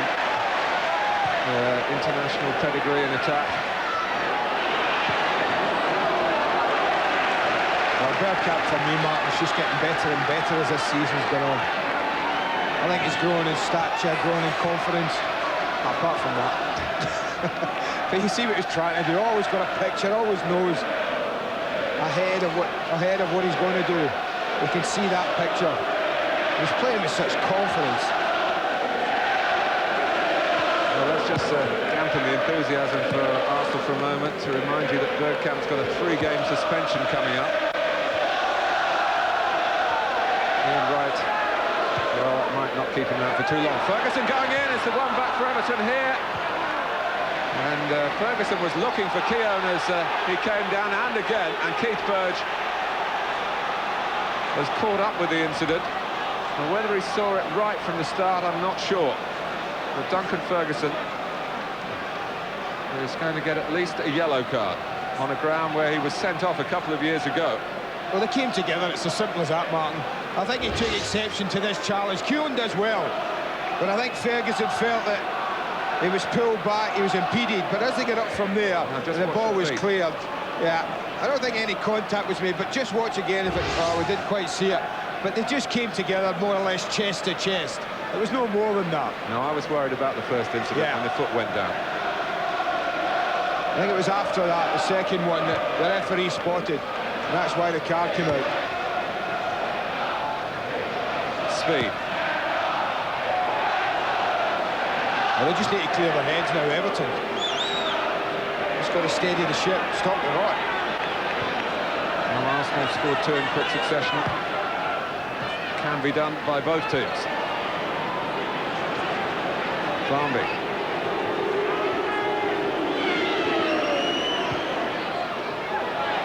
This is Graham Stewart. Looking for Ferguson. Keown was there again. It came off Adams' head, but Keown was curbing the Ferguson threat. Martin Keown's a bit of a hothead himself. Ball from Dixon. It was a great one from Merson.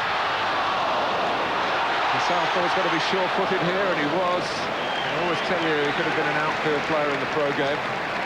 Yeah, what a touch from Merson. We talked about Bergkamp's from Winterburn's pass, but what about the touch from Merson from that pass? He's travelling 30-40 yards, and he killed it instantly into his path. Merson, this is David Platt. Back came Barrett. And down went Platt.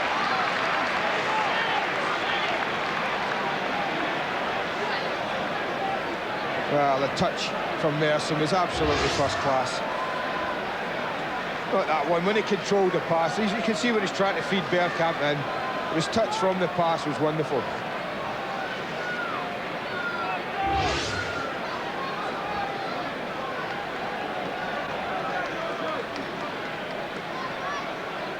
On the stretcher there for David Platt.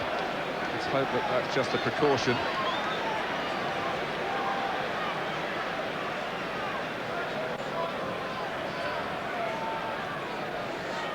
Arsenal ponder the fate of Platt. Joe Royle has decided that Andrei Kanchelskis, who's not been effective today, that's a compliment to Nigel Winterburn. So an experienced man has been called off, and the teenager, 18-year-old Michael Branch, is coming on.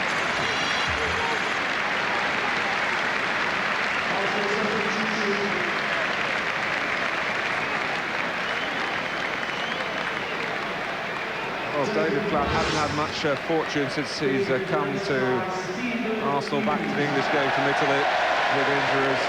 It's old hamstring by the looks of it. Has gone. Yeah.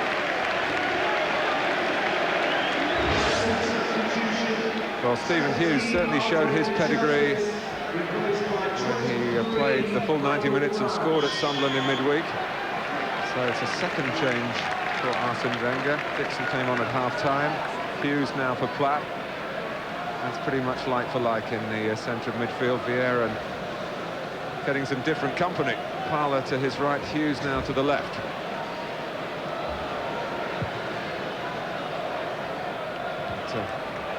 Around the chopping and changing, Arsenal has scored 2 goals. Seaman beating Ferguson to it.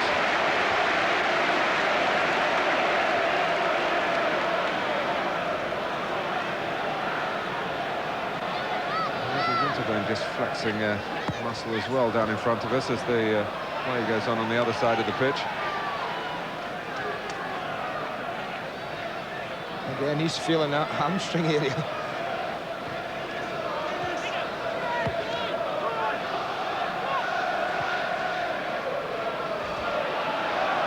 Vieira. Here's Hughes. Actually left-sided and a confident beginning from him. Stewart having to chase back and concede the corner. Lovely 20-year-old Stephen Hughes comes from Wokingham. Not a bad first touch when you come into the game. It's often difficult to pick up the pace. Lovely play.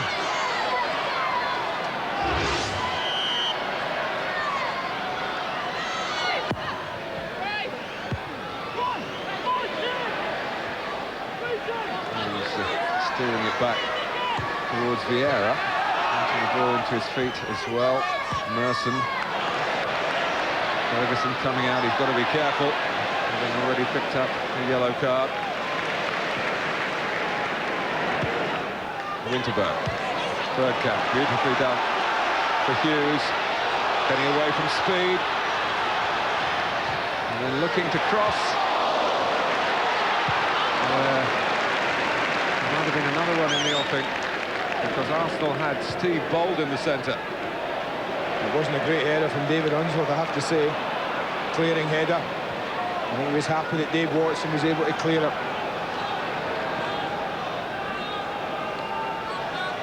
And Arsene Wenger was telling me up in the northeast how impressed he's been by Stephen Hughes, and he's pleased in a way to get a chance to play him.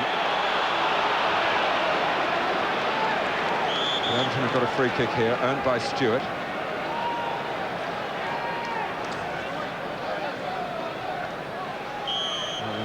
Rally to take all 3 points here a year ago. Want to do that, something special's got to be in the offing, and Ferguson could have triggered that off. That was a decent ball.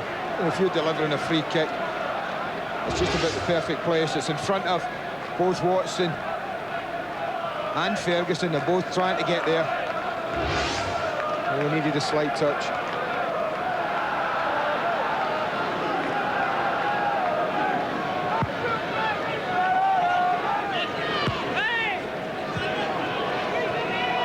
Michael Branch has been brought in. He's been pushed up front alongside Ferguson. They just tucked Graham Stewart onto this right-hand side where Andrei Kanchelskis was playing. Nicky Bambi's just dropped off the front.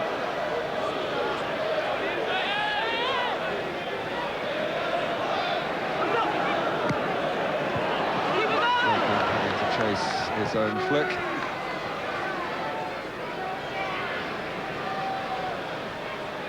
A quarter of the game to go. Everton seemingly stuck in a rut.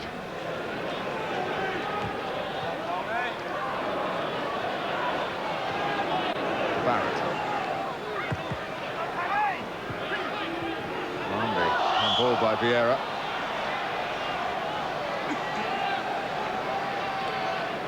Well, here's a chance to utilise the aerial threat.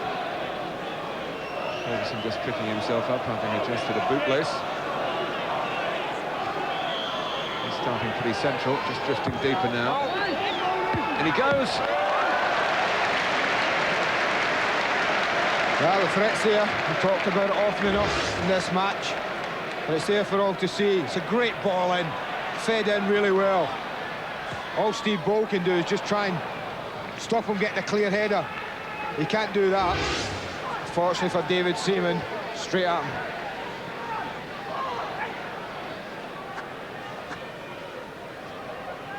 It must be very tempting just to put everything in at him. At this level of the game, teams pride themselves on their variety, but when you've got someone who you can't be marked, there's space up there that can't be filled if you can't jump that high. Bergkamp nicked it past Watson. Can really wrap it up for Arsenal here. Merson does.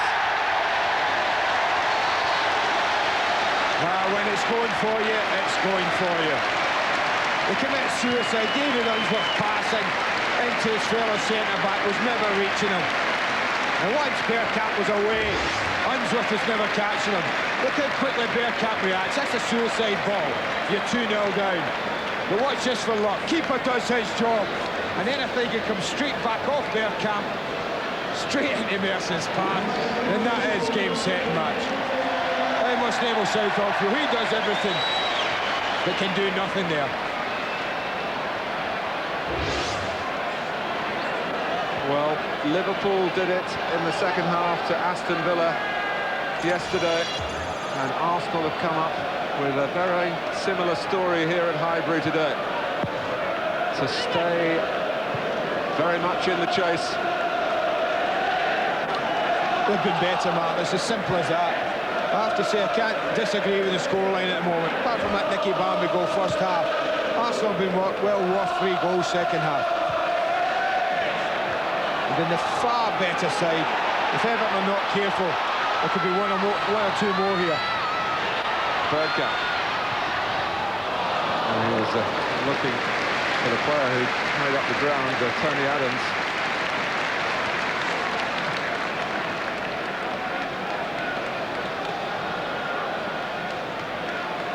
Lovely break again. Look at that. Tony Adams again, that cavalier role. That freedom that Arsene Wenger has given his centre-backs if they want to go and join the play.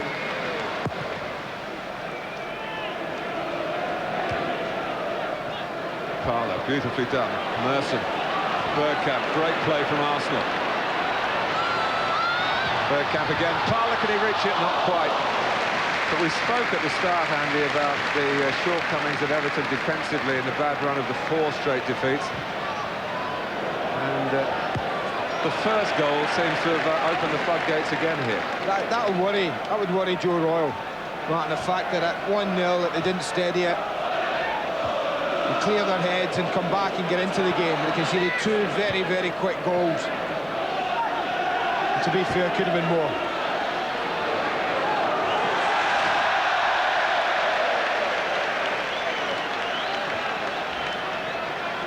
Well, to remind you of some news for boxing fans, 2 nights of big fight action in February. Prince Nassim Hamed's unification fight with Tom Johnson. Lennox Lewis looking to regain his crown against Oliver McCall. 2 of the 5 world title bouts on Sky Box Office, a special pay-per-view event. If you need to know more, the number to call 0990 800 888.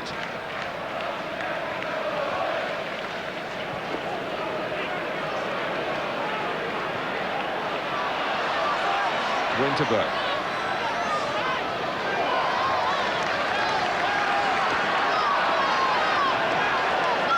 Arsene Wenger has been saying our major problem at Arsenal has been these suspensions.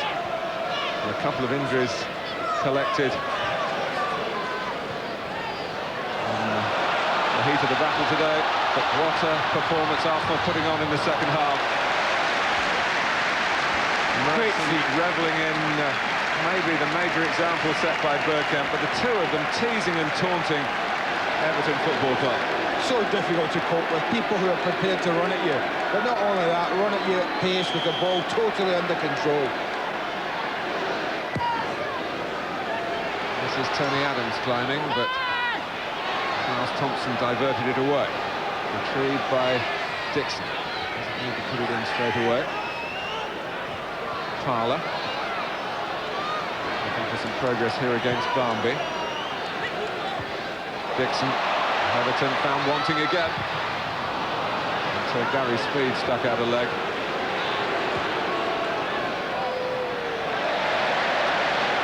But Everton giving it away cheaply now. So different to the first half.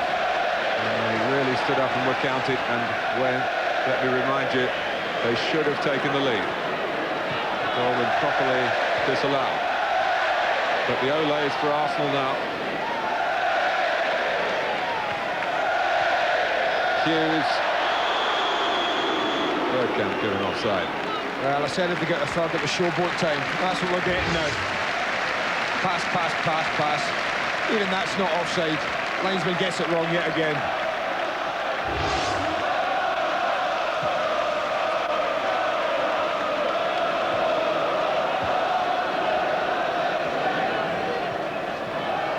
Maybe that's what Joe Worrell might cling to when he assesses the game.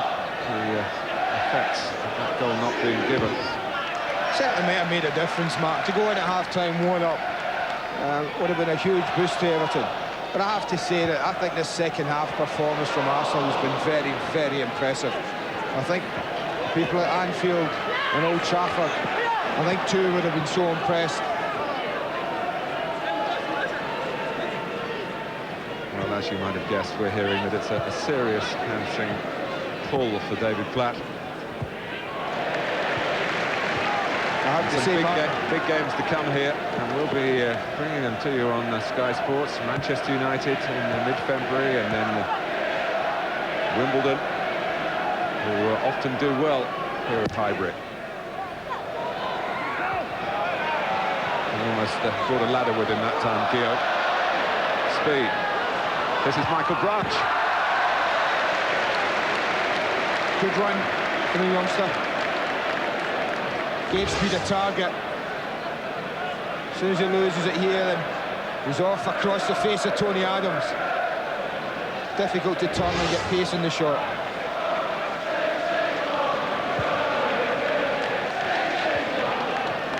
Thompson. Barmby. Branch again.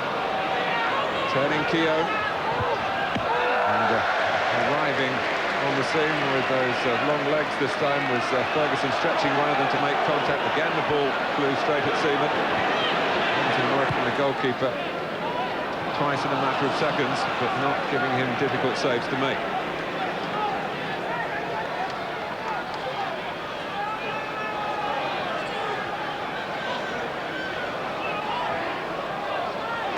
Unsworth.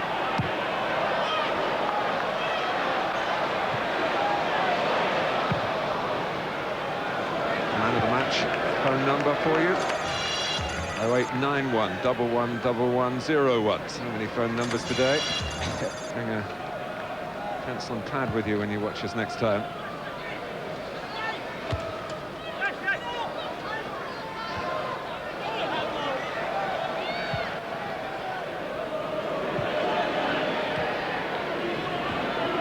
Pressing Stewart and fouling him. Testimonial year, Nigel Winterburn, and he does the job week in, week out. And I'm sure all the Arsenal fans will be rallying around in that particular cause.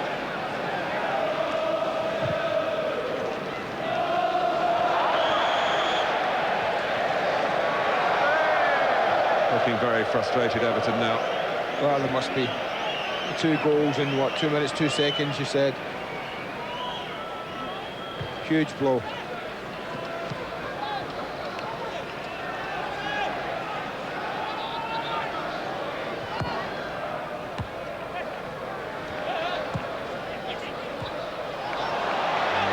Bergkamp kind of worried about his health then.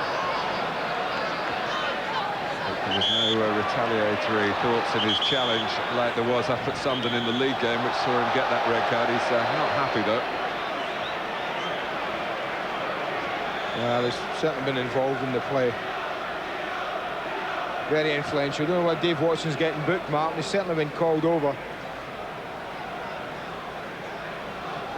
I don't know whether he's indicating that tackle on Bergkamp a little bit earlier when he limped away from it. Whether Bergkamp's learnt a lesson or whether the fact is that Arsenal are 3-0 up has changed his mood. But he kept out of trouble that time, but Certainly a bruising challenge. Here's Ferguson going in again.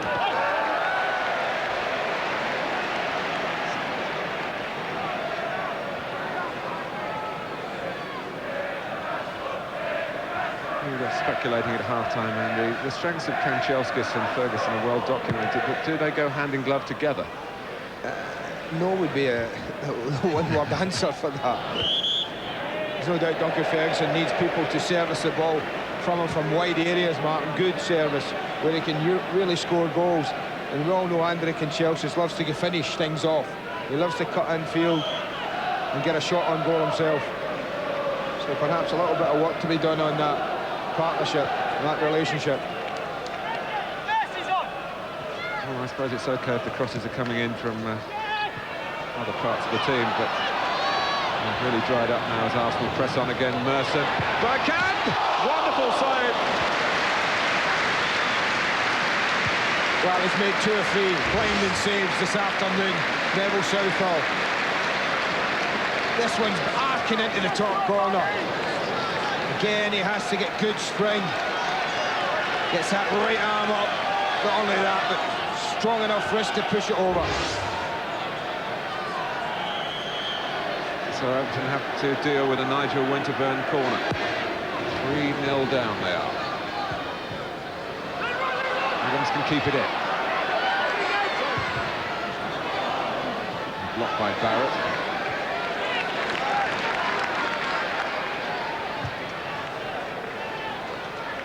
Dixon. Parler, sheer-footed work from Arsenal again. And Southall straight to Merson, and he turned away. Gave us the clue, actually. He spun round in despair. As soon as he hit it, he knew it was going wide. This is a lovely ball from Winterburn. It's just played into an area. Just rushed it just a little. First touch, didn't quite get it onto his right side. He's looking just to get it out his feet onto his right side. Stuck under his feet a little. Therefore, he just dragged it wide. But again, who'd have thought it at half-time? Certainly Arsenal believed that they could do it. They came out with this extra impetus. We saw it at Sunderland on Wednesday. And they've shown that they've got something in reserve when they need it. There's some very big battles to come at Highbury. David Seaman was in the side that won the championship in '91.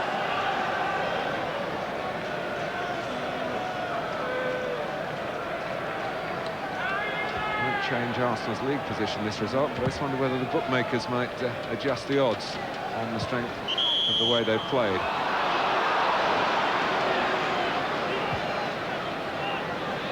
Manchester United still the bookies' favourites.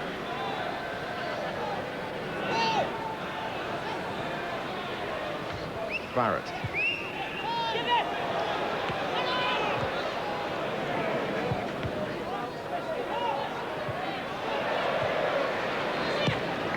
Bergkamp with great technique to match the vision. Merson. Thompson, can he get there? He did the second time to stop Hughes or Vieira cashing in.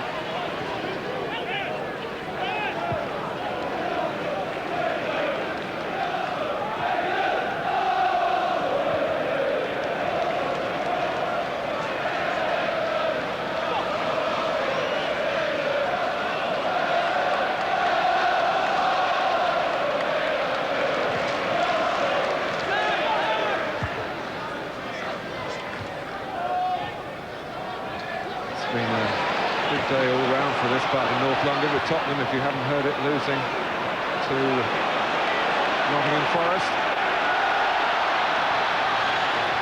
Southall moving into midfield. Vieira. I knew that was coming. Trying to catch Neville a long way from home. Yeah. Soon it arrived, you could see he was just trying to flick it up onto his right foot, and it was always going to be sent forward. It's left it, up it goes. It's always been launched from there. On Monday Night Football, And West Ham dropping down the table worryingly will be looking for some reward from a home game against George Graham's Leeds. We'll see that starting at 7 tomorrow. Merson. Hughes. Stewart not losing his discipline. Yeah, you mentioned that David Platt's injury, but I have to say, Martin, this Stephen Hughes, I watched him at Sunderland, and now, second half of this match, I have to say, if this is the young lad that's going to take his place while he's injured, he's been pretty impressive in what I've seen so far. Well, Arsenal, of course, have been linked with so many players in the transfer market. Ferguson, the goalkeeper, could have got it. Ferguson is taking no chances.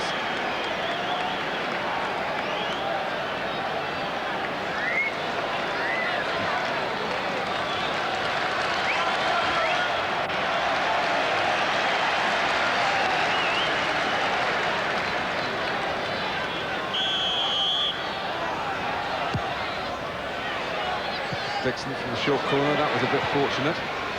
Merson! Teed up by Hughes. That wasn't a good strike. Here's a good example of the importance of a bad cross. That's all it was, he just didn't get it. Lee Dixon. I think Hughes, had he had it on his left side, would have had the shot himself. Just looked to set up Paul Merson.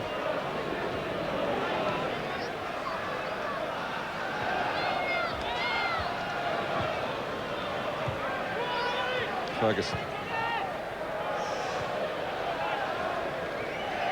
Still time to cast your vote for man of the match. 0891111101.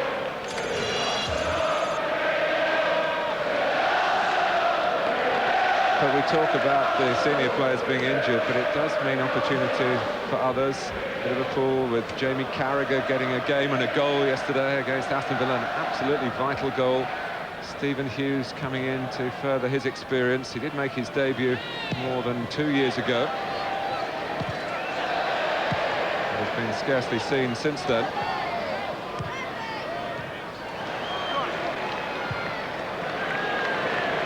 Winterberg.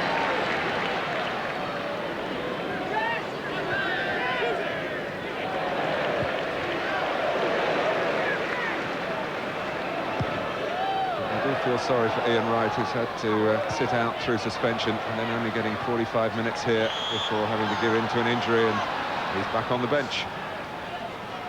I just wonder if the decision to take him off was influenced at all by the fact that this is Dennis Bergkamp's last game before that suspension, Martin. And I think if it was just a tweak, then I think it'd probably 5 or 6 days rest will certainly be okay for him. Well, if it was so, it was a brilliant decision, I must say, because you'd counter that argument by saying, hang on, it's 0-0, Everton are playing well, they should be a goal in front. And we've been emphasising how much we've got to win this game. Stewart, but win it, Arsenal surely will.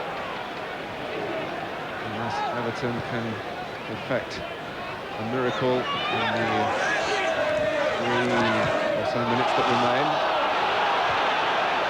Vieira reflecting the confidence in the Arsenal camp, but it was a bit misplaced then.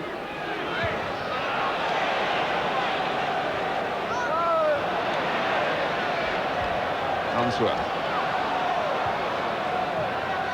Stewart helping it on. Branch. They've had 1 or 2 sights of Seaman's goal in the second half since the roof rather fell in, but they haven't been able to take any of them.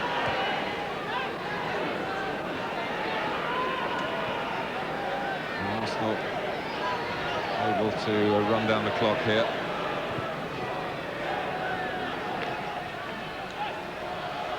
Phelan.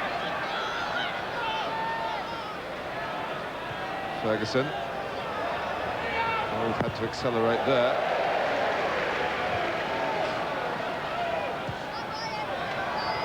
Branch. A chance for Phelan. That's a terrific tackle by Steve Bold. It looked a great opportunity for Phelan to get one back for Everton. Ferguson. Well, he bettered Bold in the air then, but a few seconds earlier, Steve Bold was spot on with his challenge. That was first-class interception from Bold. Feeling it had come out the play and then went back in again. He might just have delayed a fraction too long. No doubt, great block from Steve Bold.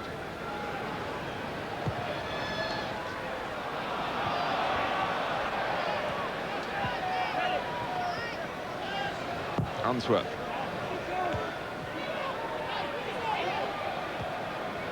Well, Liverpool and Manchester United furthering their own causes yesterday, but Arsenal have taken the opportunity this fixture presented to them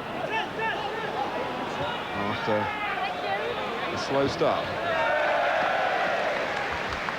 The police have asked us to remind you, severe delays on the Piccadilly line, severe delays on Piccadilly, please use Victoria. Thank you.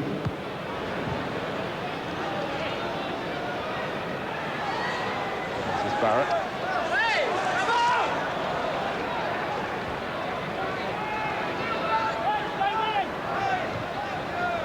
Stewart.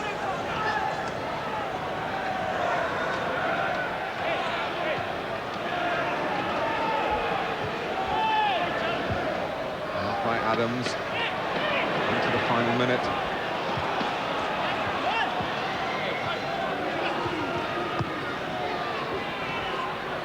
Branch. Everton have got 3 in the centre.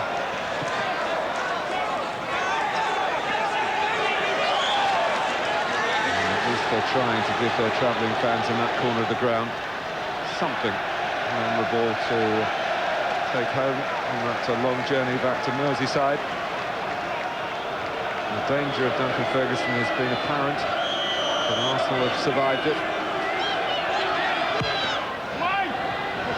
In he goes! Well, he deserves that.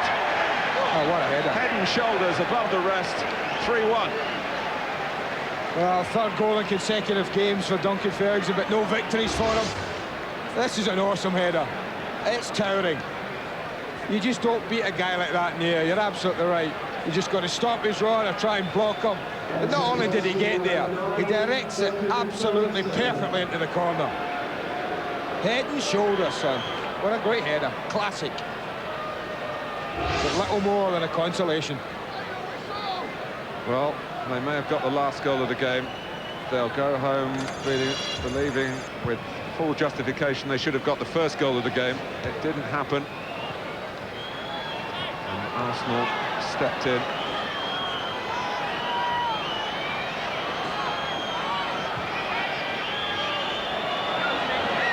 Bold.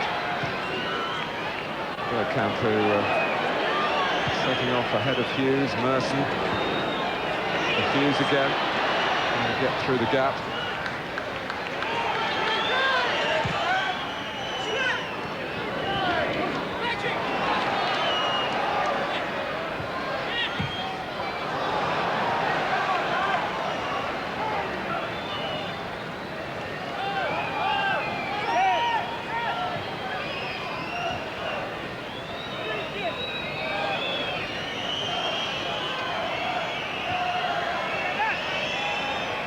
Here's Branch.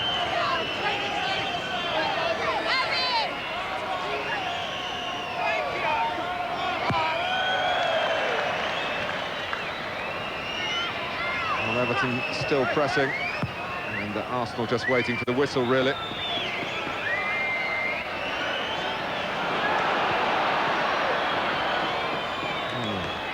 bit more on that attack, and the scoreline could have been a lot closer. There's no doubt Arsenal would have taken their foot off the accelerator mark in the last 5 minutes of this match, try and coast it in.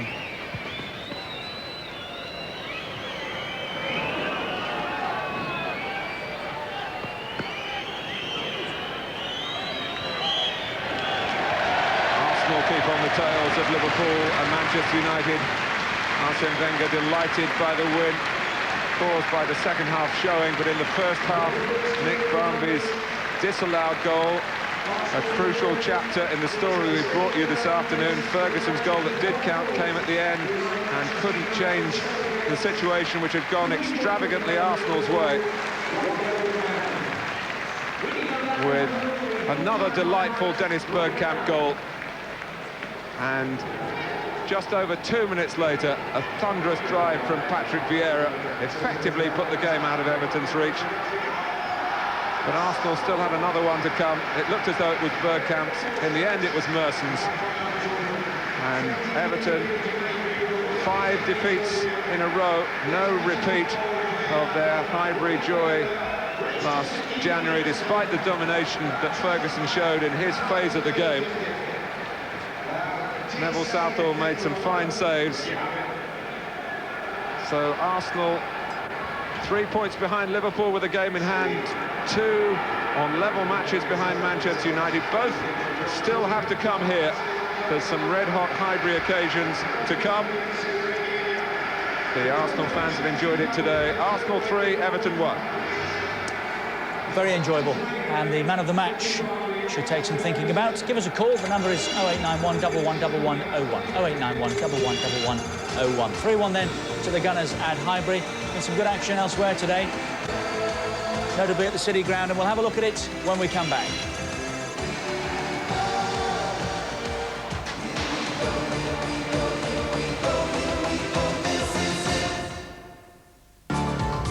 Nassim,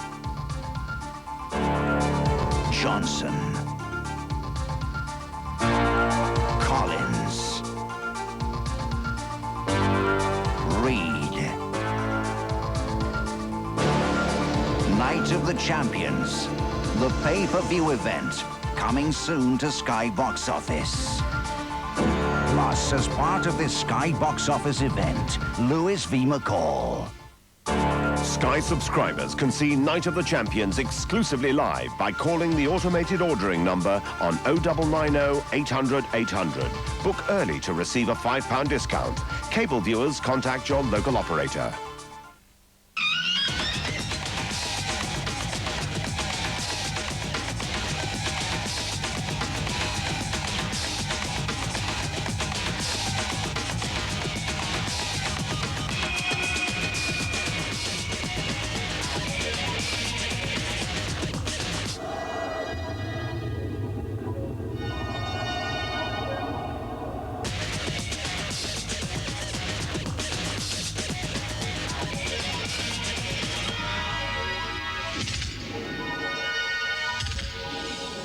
The new S40.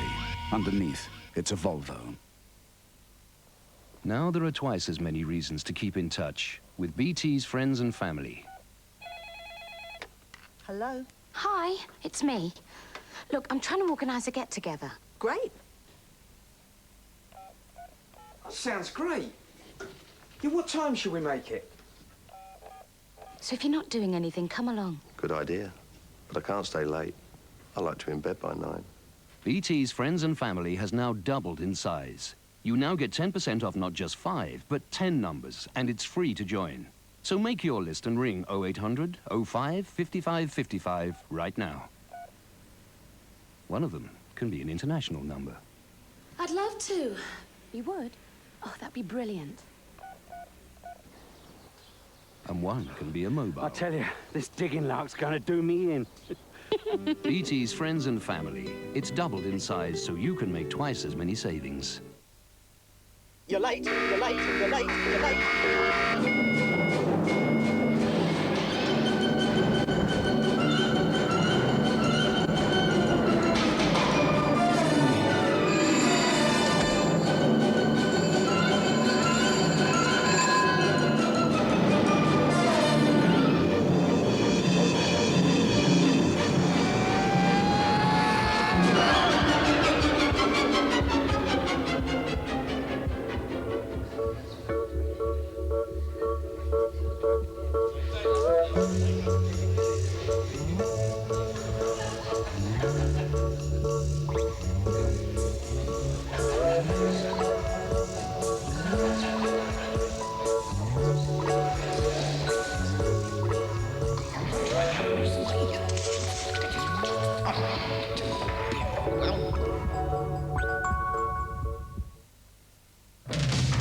I can communicate with the other side.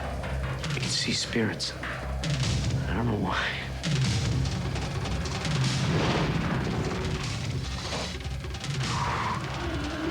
Experience another side of the other side.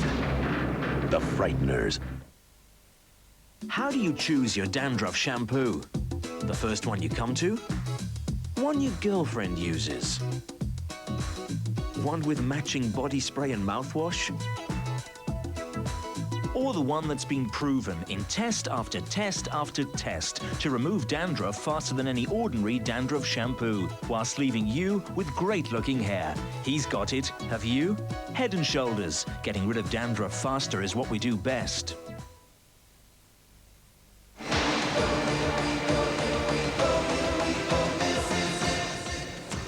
That was very enjoyable, particularly second half. 4 very good goals, 3-1 to Arsenal. 23 attempts, on target with 11. Everton, to be fair, 13 attempts, and they hit the target 9 times. Heavily weighted corner count in Arsenal's favour as well. Ferguson and Watson both went into the book in that second half. First half, the action area is dominated by Arsenal.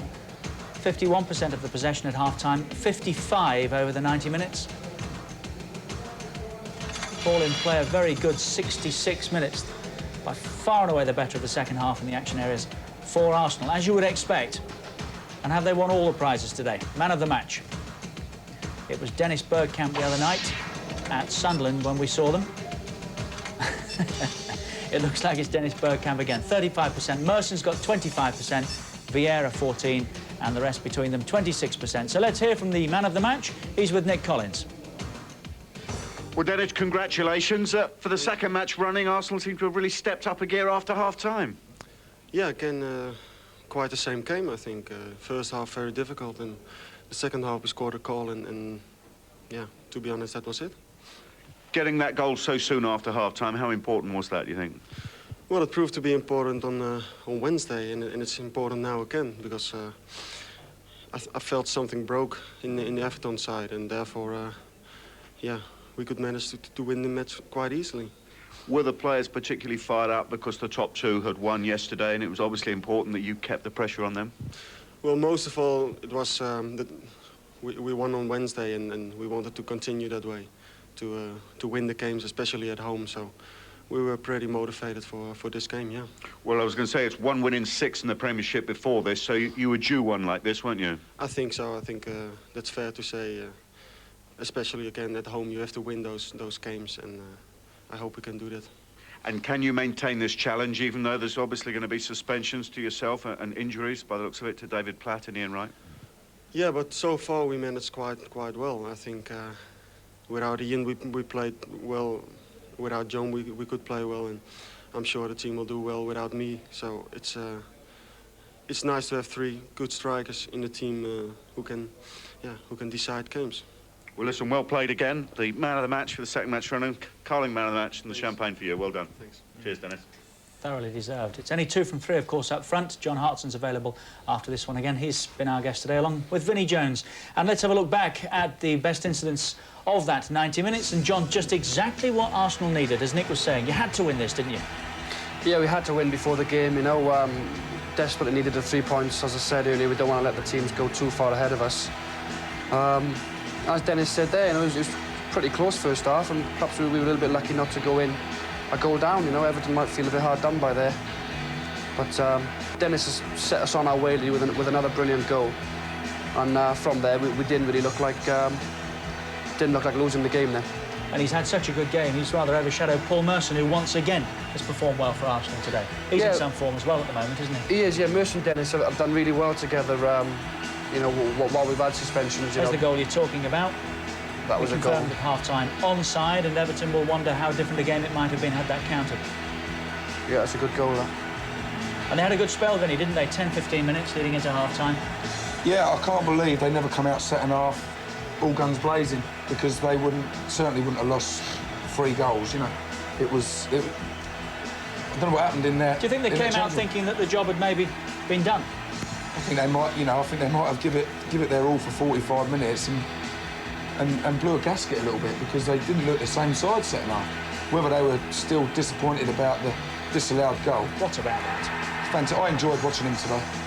It's made my day him today, just watching him, some great touches. That's top draw, isn't it? Quality again from Dennis Bergkamp. felt a bit sorry for Ferguson up front. He battled away against Keown and Adams and Boldy all day. You know, it was a hard one for him, but I think he deserved his goal really at the end of the day. He'd done himself justice there. He had a battle. 2 goals for Arsenal in just over 2 minutes. Super touch again. And they weren't. I mean, the nice thing about this side now, John, is you're not happy with that. You want to go on and get 3s and 4s, and that's important, isn't it? It would have been rich if it weren't for Neville Southall. It would have been. Yeah. The good thing is that we're creating chances, and as soon as we do get that vital goal and go a goal up, we look then as if we can go on and win 5 or 6-0 in some games. You know, if we're in for the goalkeeper. We've created enough chances today by doing that, and we also done it on Wednesday. And it's also tight at the top. As I said, it might just come down to goal difference. And you'll look back on afternoons like this and think, well... You know, Nev's had an outstanding afternoon, really, and he's conceded 3 goals. This is the goal, Vinny. Great goal, yeah. Someone's got a block in there, really. Got to get a block on him. Yeah, someone's got to get a block on him there. The boys are 3-0 up, they're coasting. All they're waiting to do is light their cigars up, and Ferguson comes in and scores. I think he deserved it. I think he battled well, you know. But Everton, there was a few missing again, weren't there? 3-1 Arsenal. Paul Merson and Dennis Bergkamp amongst the goal scorers. Vieira got the other. Meanwhile, at the City Ground today, this one kicked off an hour earlier. Spurs against Nottingham Forest. Great start for Tottenham when Andy Sinton scored after just 2 minutes. But they could have done without this. Keep your eyes on the edge of the 6-yard box here. Ramon Vega, and I think it's Colin Cooper getting in a tangle, and then Vega thumped him. There it is. And that led to him having to go off. We thought it was a second yellow at half-time, but Cooper was booked for his part in the incident, and Vega was sent off. And then they were up against it. And what about Forest right now? But he is a spokesman for the Crazy Gang, who have based a lot of their football down the years on heart and spirit and desire. They look full of those qualities at the moment, don't they? Yeah, I spoke to Mark Crossley in the week, and he said they're playing well. I mean, they played us. We beat them 1-0. And they was unfortunate to lose against us, but he said since then they've been going well, and I'm pleased for them, you know. 2 from Brian Roy, and Forest won it by 2-1. So the FA Carling Premiership will confirm that they are out of the bottom 3 for the first time in 3 months. West Ham are in there now, but they play tomorrow night on the Monday Night Football against Leeds United. Very congested down there. Middlesbrough, Southampton and West Ham, the bottom 3 right now. At the top end, Chelsea, Wimbledon, Newcastle reading up from 6. Arsenal in 3rd place. They've closed the gap in terms of the points, and they've still got a game in hand, like Manchester United, on Liverpool, who lead at the moment 2 points clear. Let's go and hear from Joe Royal, who's with Nick Collins. Well, Joe, commiserations. From your point of view, how crucial do you think it was that Nick Barmby's effort was ruled out when it was 0-0? It is crucial, but it didn't take away some of the things I saw second half when, for a quarter of an hour, really, we just went completely walkabout defensively. Add that to the fact that they hit a purple patch. We were aggrieved at half-time. We felt that we should have been 1 goal in front. Do you feel perhaps the players were still feeling a bit sorry for themselves when the second half started then? Well, no, because at half-time there was nothing in the game, and I think over the 90 minutes there wasn't an awful lot in the game. It was just that purple patch when they hit us, when Bergkamp, Merson were playing particularly well, and we didn't handle it. And they defend very well, they're very strong defensively, but obviously the goal's crucial. Without harping on too much about the disallowed goal, it was onside by quite a margin, actually. Here it is.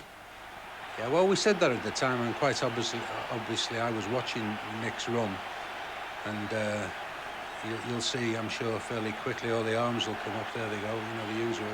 And the goal's disallowed. He seemed to react so quickly, though, didn't he, Nicky Barmby, whereas everybody else stood still? Yeah, he took it well. He took it very well, but he was always moving and working off Duncan there. There was never any... I was astounded when the goal was disallowed, but that's the way it's going at the moment. Now, you don't need me to remind you it's now 5 defeats in a row.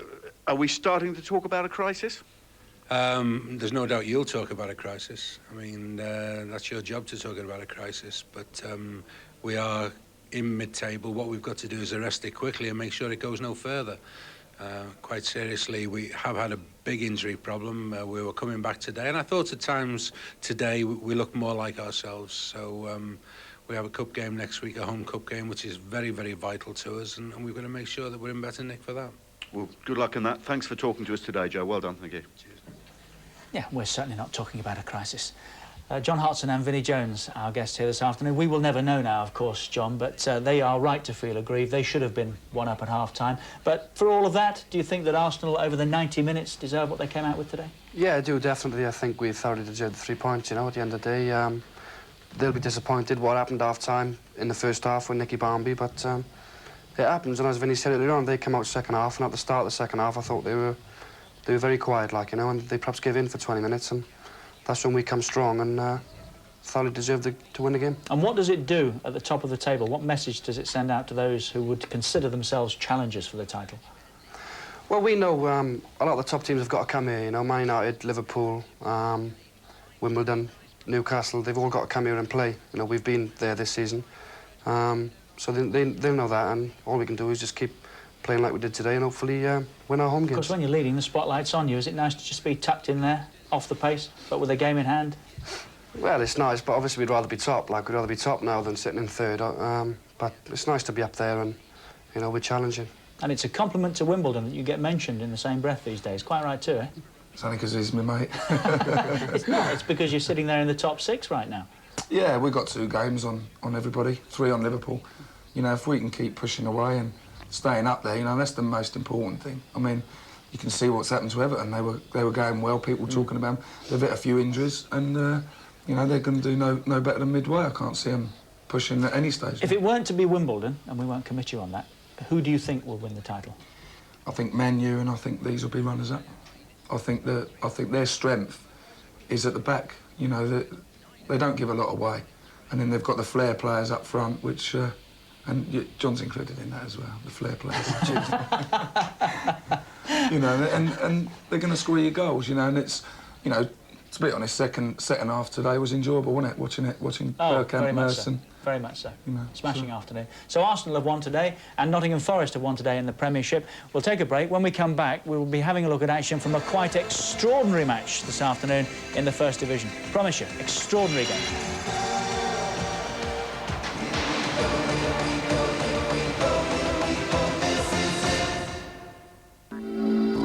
National Cup Final. The Sheffield Sharks' 3rd consecutive Cup Final appearance. 1 previous National Cup victory. Mission: to take out their opponents. The Leopards' 1st appearance in the final. No previous victories. Mission: to make the Sharks kiss their tails goodbye. It is game time! The National Cup Final. Sharks v Leopards. Tonight at 6:30 live on Sky Sports 1. When I got rid of my grey hair, I wanted a natural look, so I didn't take any chances. I used a sure thing for a natural look called Just for Men. Apply Just for Men and in 5 minutes rinse. Especially timed to blend away grey, bring back your natural look and condition hair. It's a sure thing. Just for Men, a sure thing for a natural look. Men, is grey hair in your moustache making you look too old? You need Just for Men gel. Brush in, rinse out. Grey's gone in just 5 minutes. To win the world's top rallies again and again, you need to build a car with outstanding maneuverability.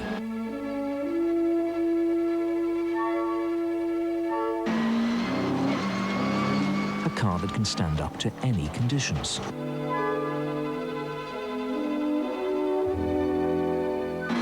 You must make the best possible use of space.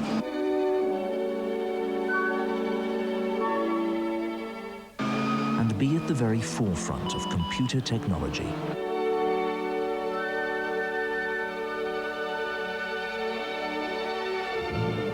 Mitsubishi, winners of the 1996 World Rally Drivers' Championship.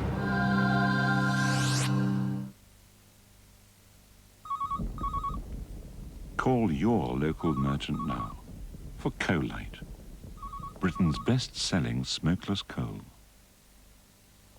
Now there are twice as many reasons to keep in touch with BT's friends and family. Hello? Hi, it's me.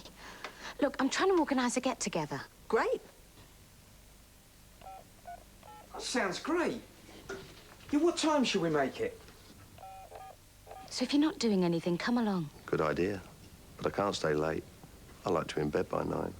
BT's friends and family has now doubled in size. You now get 10% off not just 5, but 10 numbers, and it's free to join. So make your list and ring 0800 05 55 55 right now. One of them can be an international number. I'd love to. You would? Oh, that'd be brilliant. And one can be a mobile. I tell you, this digging lark's gonna do me in. BT's Friends and Family. It's doubled in size so you can make twice as many savings.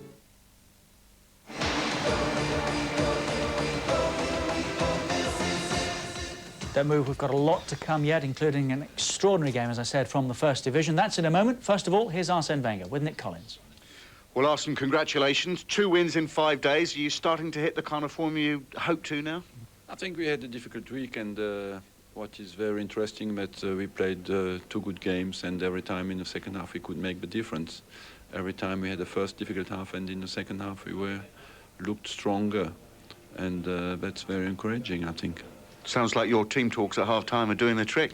No, I think just that maybe today Everton played a very well-organized first half and had many chances, and we had difficulty to find the rhythm. We needed patience and more movement, and that's what we could find in the second half, and a quicker passing game made us look more dangerous.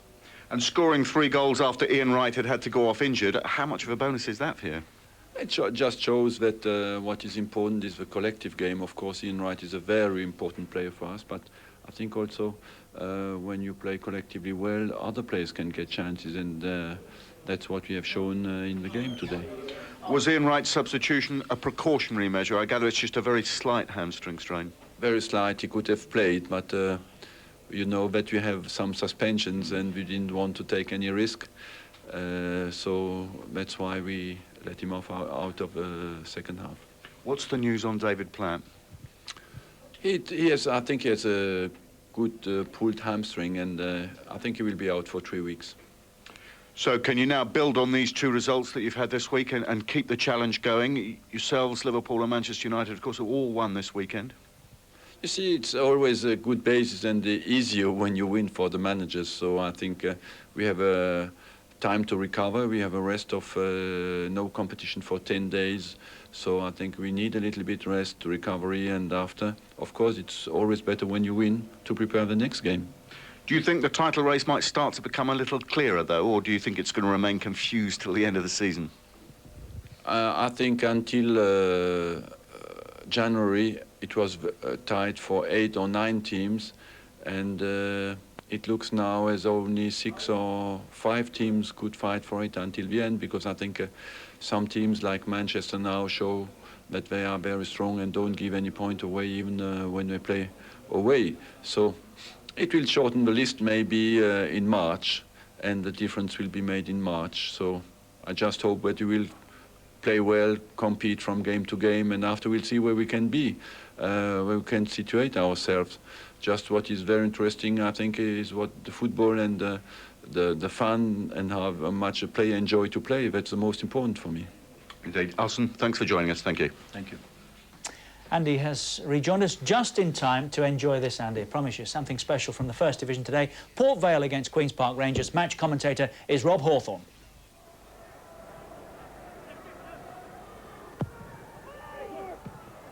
Oh, and the touch is in from Glover. Here's Guppy. It's a deep cross, and it's in.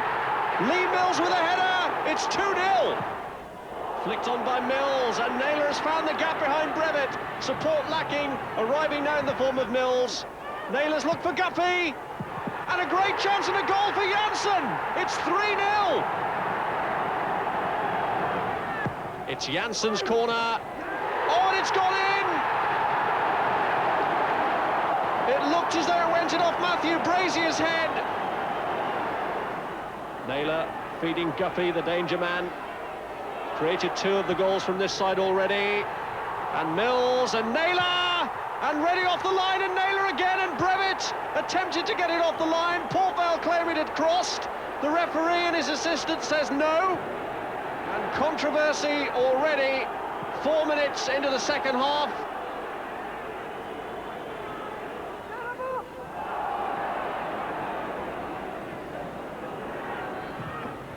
Sinclair. Oh, and it's headed into his own net by the debutant Holwyn.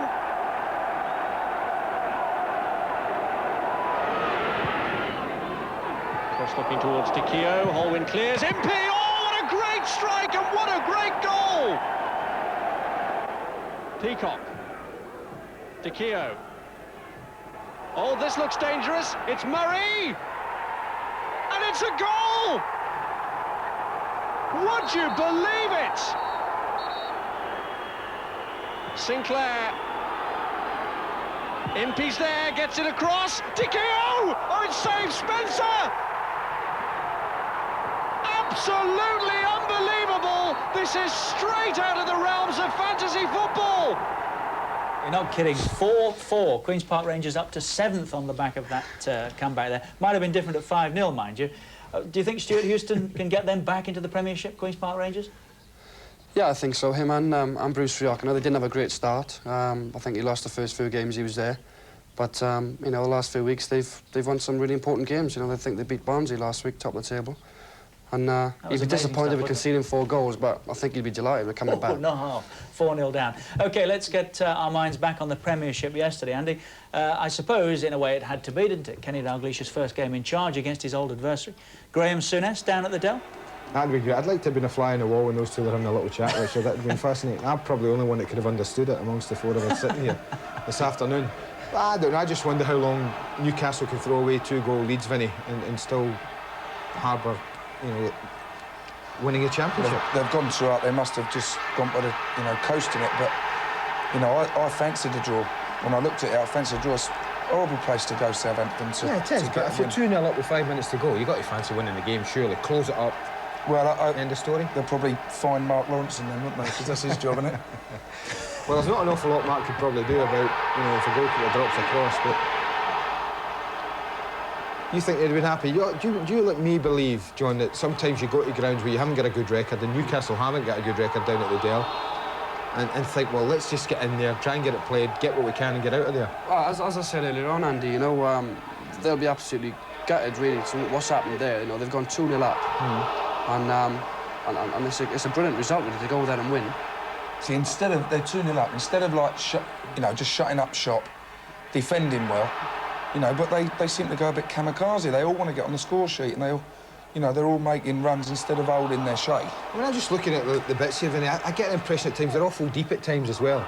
Defensively, they don't have to put pressure on the goalkeeper from all sorts of areas. That's down to him, isn't it? He's got to be pushing them out. I mean, with us, if we're coming too deep, all you hear is Sully shouting, you know, get up, get up.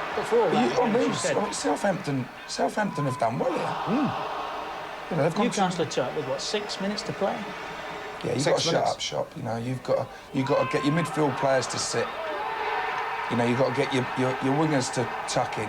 2 banks of 4. I mean, look how deep they are there. Yeah. I mean, look, right on top of the goalkeeper. Yeah. I mean, you know, it's starting positions, isn't it? If your starting position is 10 yards further up the pitch, but you've still dropped the cross. Maybe Shaka Hislop doesn't drop it under pressure. What I'm saying, maybe his, I suppose. But sum that goal up for us. A great hit. You've got to hit the target. He's got power and he's hit the target. I mean, I think Mark Latrici scored a dozen goals better than that. Himself? Quality-wise, himself, without a doubt. I mean, I think it was there to be hit, and he hit it supremely well. Maybe he was important as well. As he said himself last night, Richard, all he thought it was a really good, clean strike and powerful. And that's what it was. It was, yeah. I certainly wouldn't put it in Matt's top 6. I mean, that. I think he's gone for the target. He's, you know, head down, concentrated and hit it. It's quite amazing though. You think about the last minute of game, at stoppage time, one of your major goal threats, and there he was loitering 30 yards from goal when the ball's been played into the box. There it drops at him. When we play him, we normally have someone just to mark him. We have a man-to-man on him. Do you? Yeah. Do you think that works?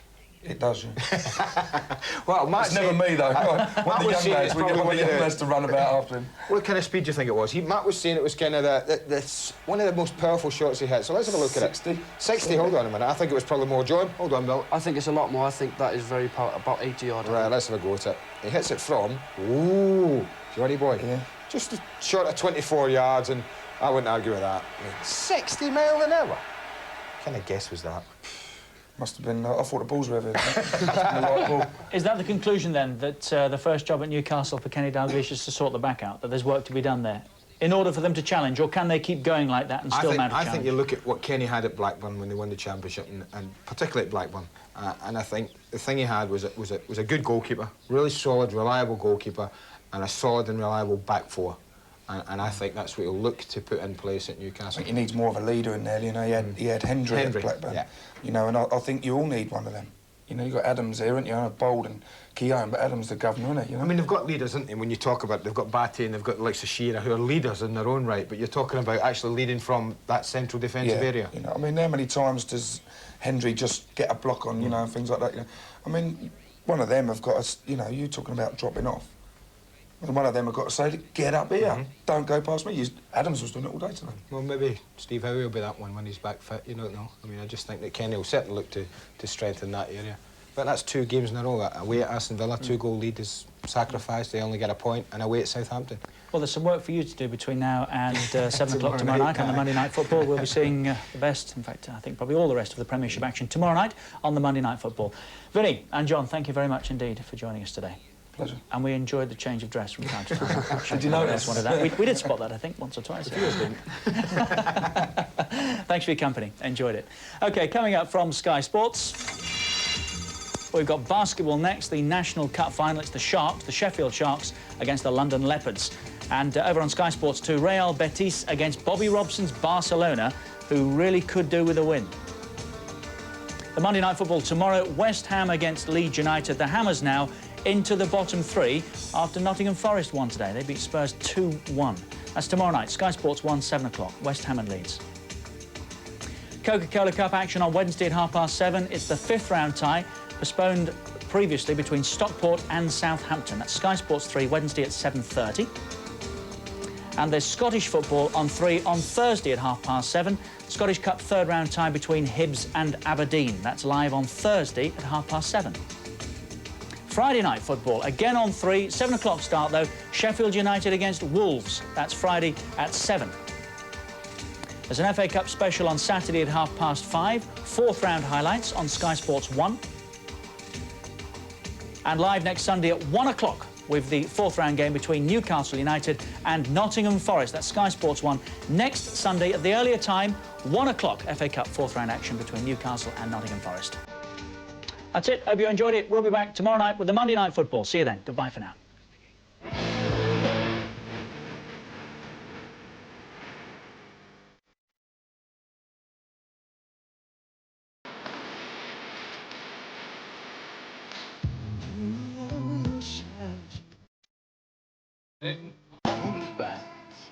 The stars will smile for me.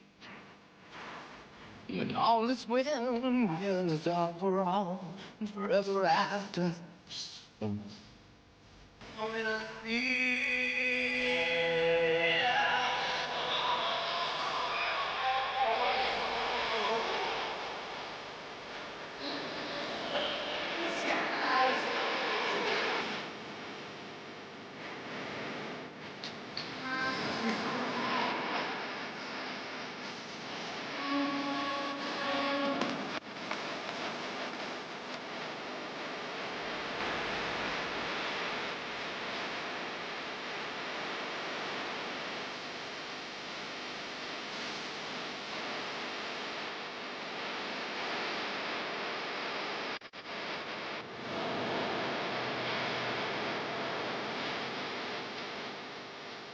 Super Sunday continues now over on Sky 1 with The Simpsons, followed at 7 by the new series of Early Edition.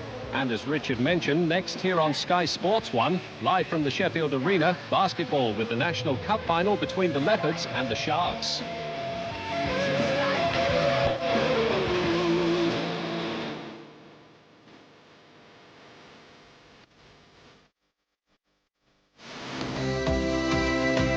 Sky Sports with Ford takes you to the heart of the action.